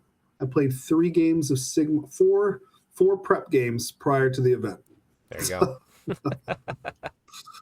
So, no, that's great. I'm definitely ready to put the AoS down, much to Carl's chagrin. Which, by the way, Carl winds up winning a second game, and he winds up somehow outscoring me after me being ranked 4th at one point in the event. Carl winds up scooping me by about 2 places in the final rankings. Yeah, there's 2 places I saw. And did he win? Yeah. Did he win something? He won. He somehow won best order. There must have been no order armies there that did very well. Very few, but they also don't duplicate awards, so maybe like because they don't duplicate awards at all, do they? Like if you get 1, you don't get another one. No, you can only win 1, and so I think that's what happened. So that probably helps spread it out. One of the Steel City Sigmar guys, I think it was Ben, was running Fire Slayers. Okay. And he finished 4th, and so he must have won something because I mean, obviously that would have done better. Sure, yeah. So then it went all the way down to a 2 and 3 order army for the next best, which is crazy. That's pretty crazy, yeah. But hey, award's an award. Gotta take it. Yeah, absolutely. Okay. So and then unfortunately Matt's back was hurting him so bad from the low tables and everything that he did have to drop out on the second day. So hope that back's feeling better and he's back at it pretty soon. So yeah, I mean he also had his wind of his sails taken out because like he wanted to have his Chaos Dwarves ready and they just weren't going to be ready because they weren't shipping. And I get it. But yeah, I like it. Seeing the weekends, like I wish I would have been there because it looked like he had such a blast. But also, too, I was so exhausted after my work trip. I'm glad I didn't. I would have gotten sick by the time I've gotten home. But I am so like I said, I'm like I want to play some Sigmar. Like 1-2 games. Let's get it in. Let's have some fun. So I'm excited to try it. We'll see. And then I'm sure eventually there'll be a new book for Daughters of Cain, and I'll get even more excited and want to play more games. But right. But yes, that was Brewhammer. That was the tournament. I did not stick around for the prizes and everything, which I normally do. Years past, I've helped them collapse the whole event and everything. Last couple of years, though, I've kind of bailed a little bit early, just to kind of get home and get everything kind of organized. So, Yep. But a good time as always. Great. No, that's awesome. Thanks for recanting your glorious tales of ruining some person's event by lucky dice. Yeah. Poor guy. Poor guy. He'll be fine. He'll bounce back, but stronger and better than ever. I think he actually wound up 3-1-1. So I was his only loss. Oh wow. Which is sorry. You shouldn't lose. You should have lost. It's going to be in his mind forever. I just have to remember Steve, right? I'm allowed to have nice things. Yeah. As Steve cracks another nutty light and goes back and just starts walking away with his beer belly fanny pack he wears. He did not have his beer belly fanny pack. Oh, he could not find it. He says he can find it nowhere. We're pretty sure his wife has hid it from him because she hates it. That's fair. That's fair. I can understand that. Well, with that, I do have to ask one thing, Neil. Have you had a chance to look at the FAQs for Old World? I have. Okay, all right. So just to get some thoughts on it, as the last thing here, what do you think? Overall, it was a pretty light touch. In some ways, it's okay. Yeah. I think the Cathay touches were pretty good. I think I'd prefer it if they really just solved it and said like, hey, like you can't use these as a character mount. I don't know. Maybe that'd be too heavy. But I think they won't because there's a character in that box on Sprue. Sure. Yeah. So that's never gonna happen. Yeah. But I think that's where still more of the problems stem with the balloon. But it's nice that they took them down to toughness 4 and everything. I think it's playable. The loss of Unbreakable. I think you'll still see 1 on the table. It's still got some good stuff. Maybe 2 at most, but yeah, I was fine with it. I'm very happy. Little buff to Wood Elves, it looks like. High Elves, as I mentioned to Alex, so everyone will hear this, but High Elves weren't touched at all, so that means they remain perfect. Right, yeah, they're just absolutely fine. Yeah. Yeah. And considering who I usually have to play, which is Bretonnian players at every event in Old World I've been to, I am glad to see the Royal Pegasus be a monstrous creature. Yeah. That's so great. Yeah, you got that line of sight now, bud. I got some room to play around you, hopefully. Yeah. And you gotta wheel. Don't they have to? Or is that just lumbering that has to like wheel and everything? I think that's just lumbering. Yeah. But okay. Yeah, I think so. But regardless, it makes it harder for them unless just like wherever they want to go. Mm-hmm. Yeah. So I felt like all the other changes and everything. I mean, sure, fine. I mean, basically this FAQ and like how they did it and how they managed it to me is basically them telling you without them telling you, hey, you're gonna have to wait for a second edition if you want to see major changes because we're sticking with what we got. We'll make little tweaks, but don't expect anything major until second edition comes out. Yeah, even the article was very much open about that, saying, hey, this is a lighter touch than last time. We don't expect to have another major touch, or even there might not be another touch even. Like other than like the post book, we have to do an adjustment type thing. But which hopefully that means the second edition is not too far away. Right. Yeah. So. I'm curious because like we have 40K this year. And then Sigmar would be the year after typically, and then Old World. But it's just like, I don't know. If that's how they do it. Yeah, who knows? They could just, boom, here's Old World same time as Sigmar. Screw it. Go. Because I don't know. I guess we'll see. Yeah. But, good FAQ, so. Love to just see a little bit more. Like, it's nice getting an FAQ, gives us a little bit more, to play around with for a little while. But let me also say this too. I mean, I've seen some stuff out on the internets and everything, right? I know we want a perfect system for Old World. I know we want better rules and everything, but that's how you get the Sigmar edition we're in right now. That's how you get the 40K edition we're in right now. Right. And also just I know it doesn't work for an event, but if you're playing casual games, just do what makes sense for Christ's sake. Like guys, like we can be just two guys agreeing on how to play something sanely. Yeah. I just, which is why I've always said kind of old world in its current state, I think just works better as a casual game. Until we get a second edition, I don't think my stance on that is going to change. And if there's some glaring nonsense, just don't do that nonsense. There's my public statement. I honestly, I think, shout out to our friend in the local area for you, Abe, writes for Battle Lost Souls. He will call out all the nonsense things he sees. I have never seen him once try to do it. And even when we're discussing it, he's like, yeah, I'm not going to do that. It's stupid. But he's like, but by the way they wrote the rules, this is how it should be. But he's like, that's not how everyone plays. Like, so shout out to stuff like that. Like, yeah, like we can acknowledge it and go like, hey, this is silly. Can we maybe tighten it up? But yeah. And if somebody doesn't call out, or doesn't make it known, then maybe that problem goes unnoticed, right? So exactly. That's perfectly fine to call it out. But I'm just saying, hey, just because a thing exists doesn't mean we have to do that thing. And if you are sweaty enough to want to do it, then God bless you. Okay, but if you're I don't want any part of playing it. So. If you're sweaty enough and you have 4 balloons right now of Grand Cathay and you're like, ah, damn, you should have seen this coming. Right. All right. You're not I paying attention. still think 4 balloons could probably do some work, man. I mean, the crane guns are still solid. Yeah. It's just like, to be fair, the 1 balloon I've ran, I keep losing it. I'm like, I don't know what to do. I'm like, it'll do some work and everyone's like, I don't like that. And it goes away. I'm like, okay. Yeah. And then my sentinel walks up and it's just like, I'm going to kill that. I'm going to kill that. Cannons, can you do those things over there? Okay, I'm going to kill this half of the board. Cannons kill this other half. I'm like, okay.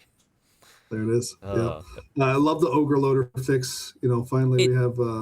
It makes sense. It's part of the crew. I know there's still some stuff like, well, what happens? Like, there's still some, I guess, questions on how all that works and everything. But like, if it gets in melee, what happens? Yeah, the melee is the only questions left because like it has its own wounds, but like when the crew dies, but can I fight with him first? Then are they buffer wounds? Yeah, like that. That's still more clarification that's needed with the melee specific. That's the only last question on it. What I'm going to do is I'm going to take my normal 3 attacks from the crew. I'm going to use his attacks, but I'll take all the wounds on the crew and just deal with it that way. Yeah, or just take all the wounds on the total wounds, right? Oh yeah, that's another way to do it. Yeah. Yeah. But it's okay. Mm-hmm. Yes, but yeah, no, great Brewhammer recap. FAQ looking good. Neil, time to go be back with your family. Get rested up for 2 more podcasts. The countdown has begun. You have 2 more after this. Begun.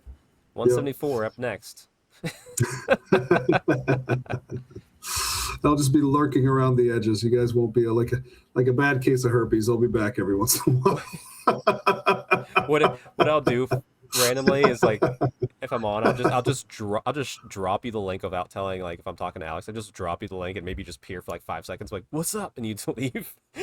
That's right. If you feel like it, no pressure. Herpes, and then I'm gone. All right, everybody. We will catch you next time. So, yeah, take it easy, everybody.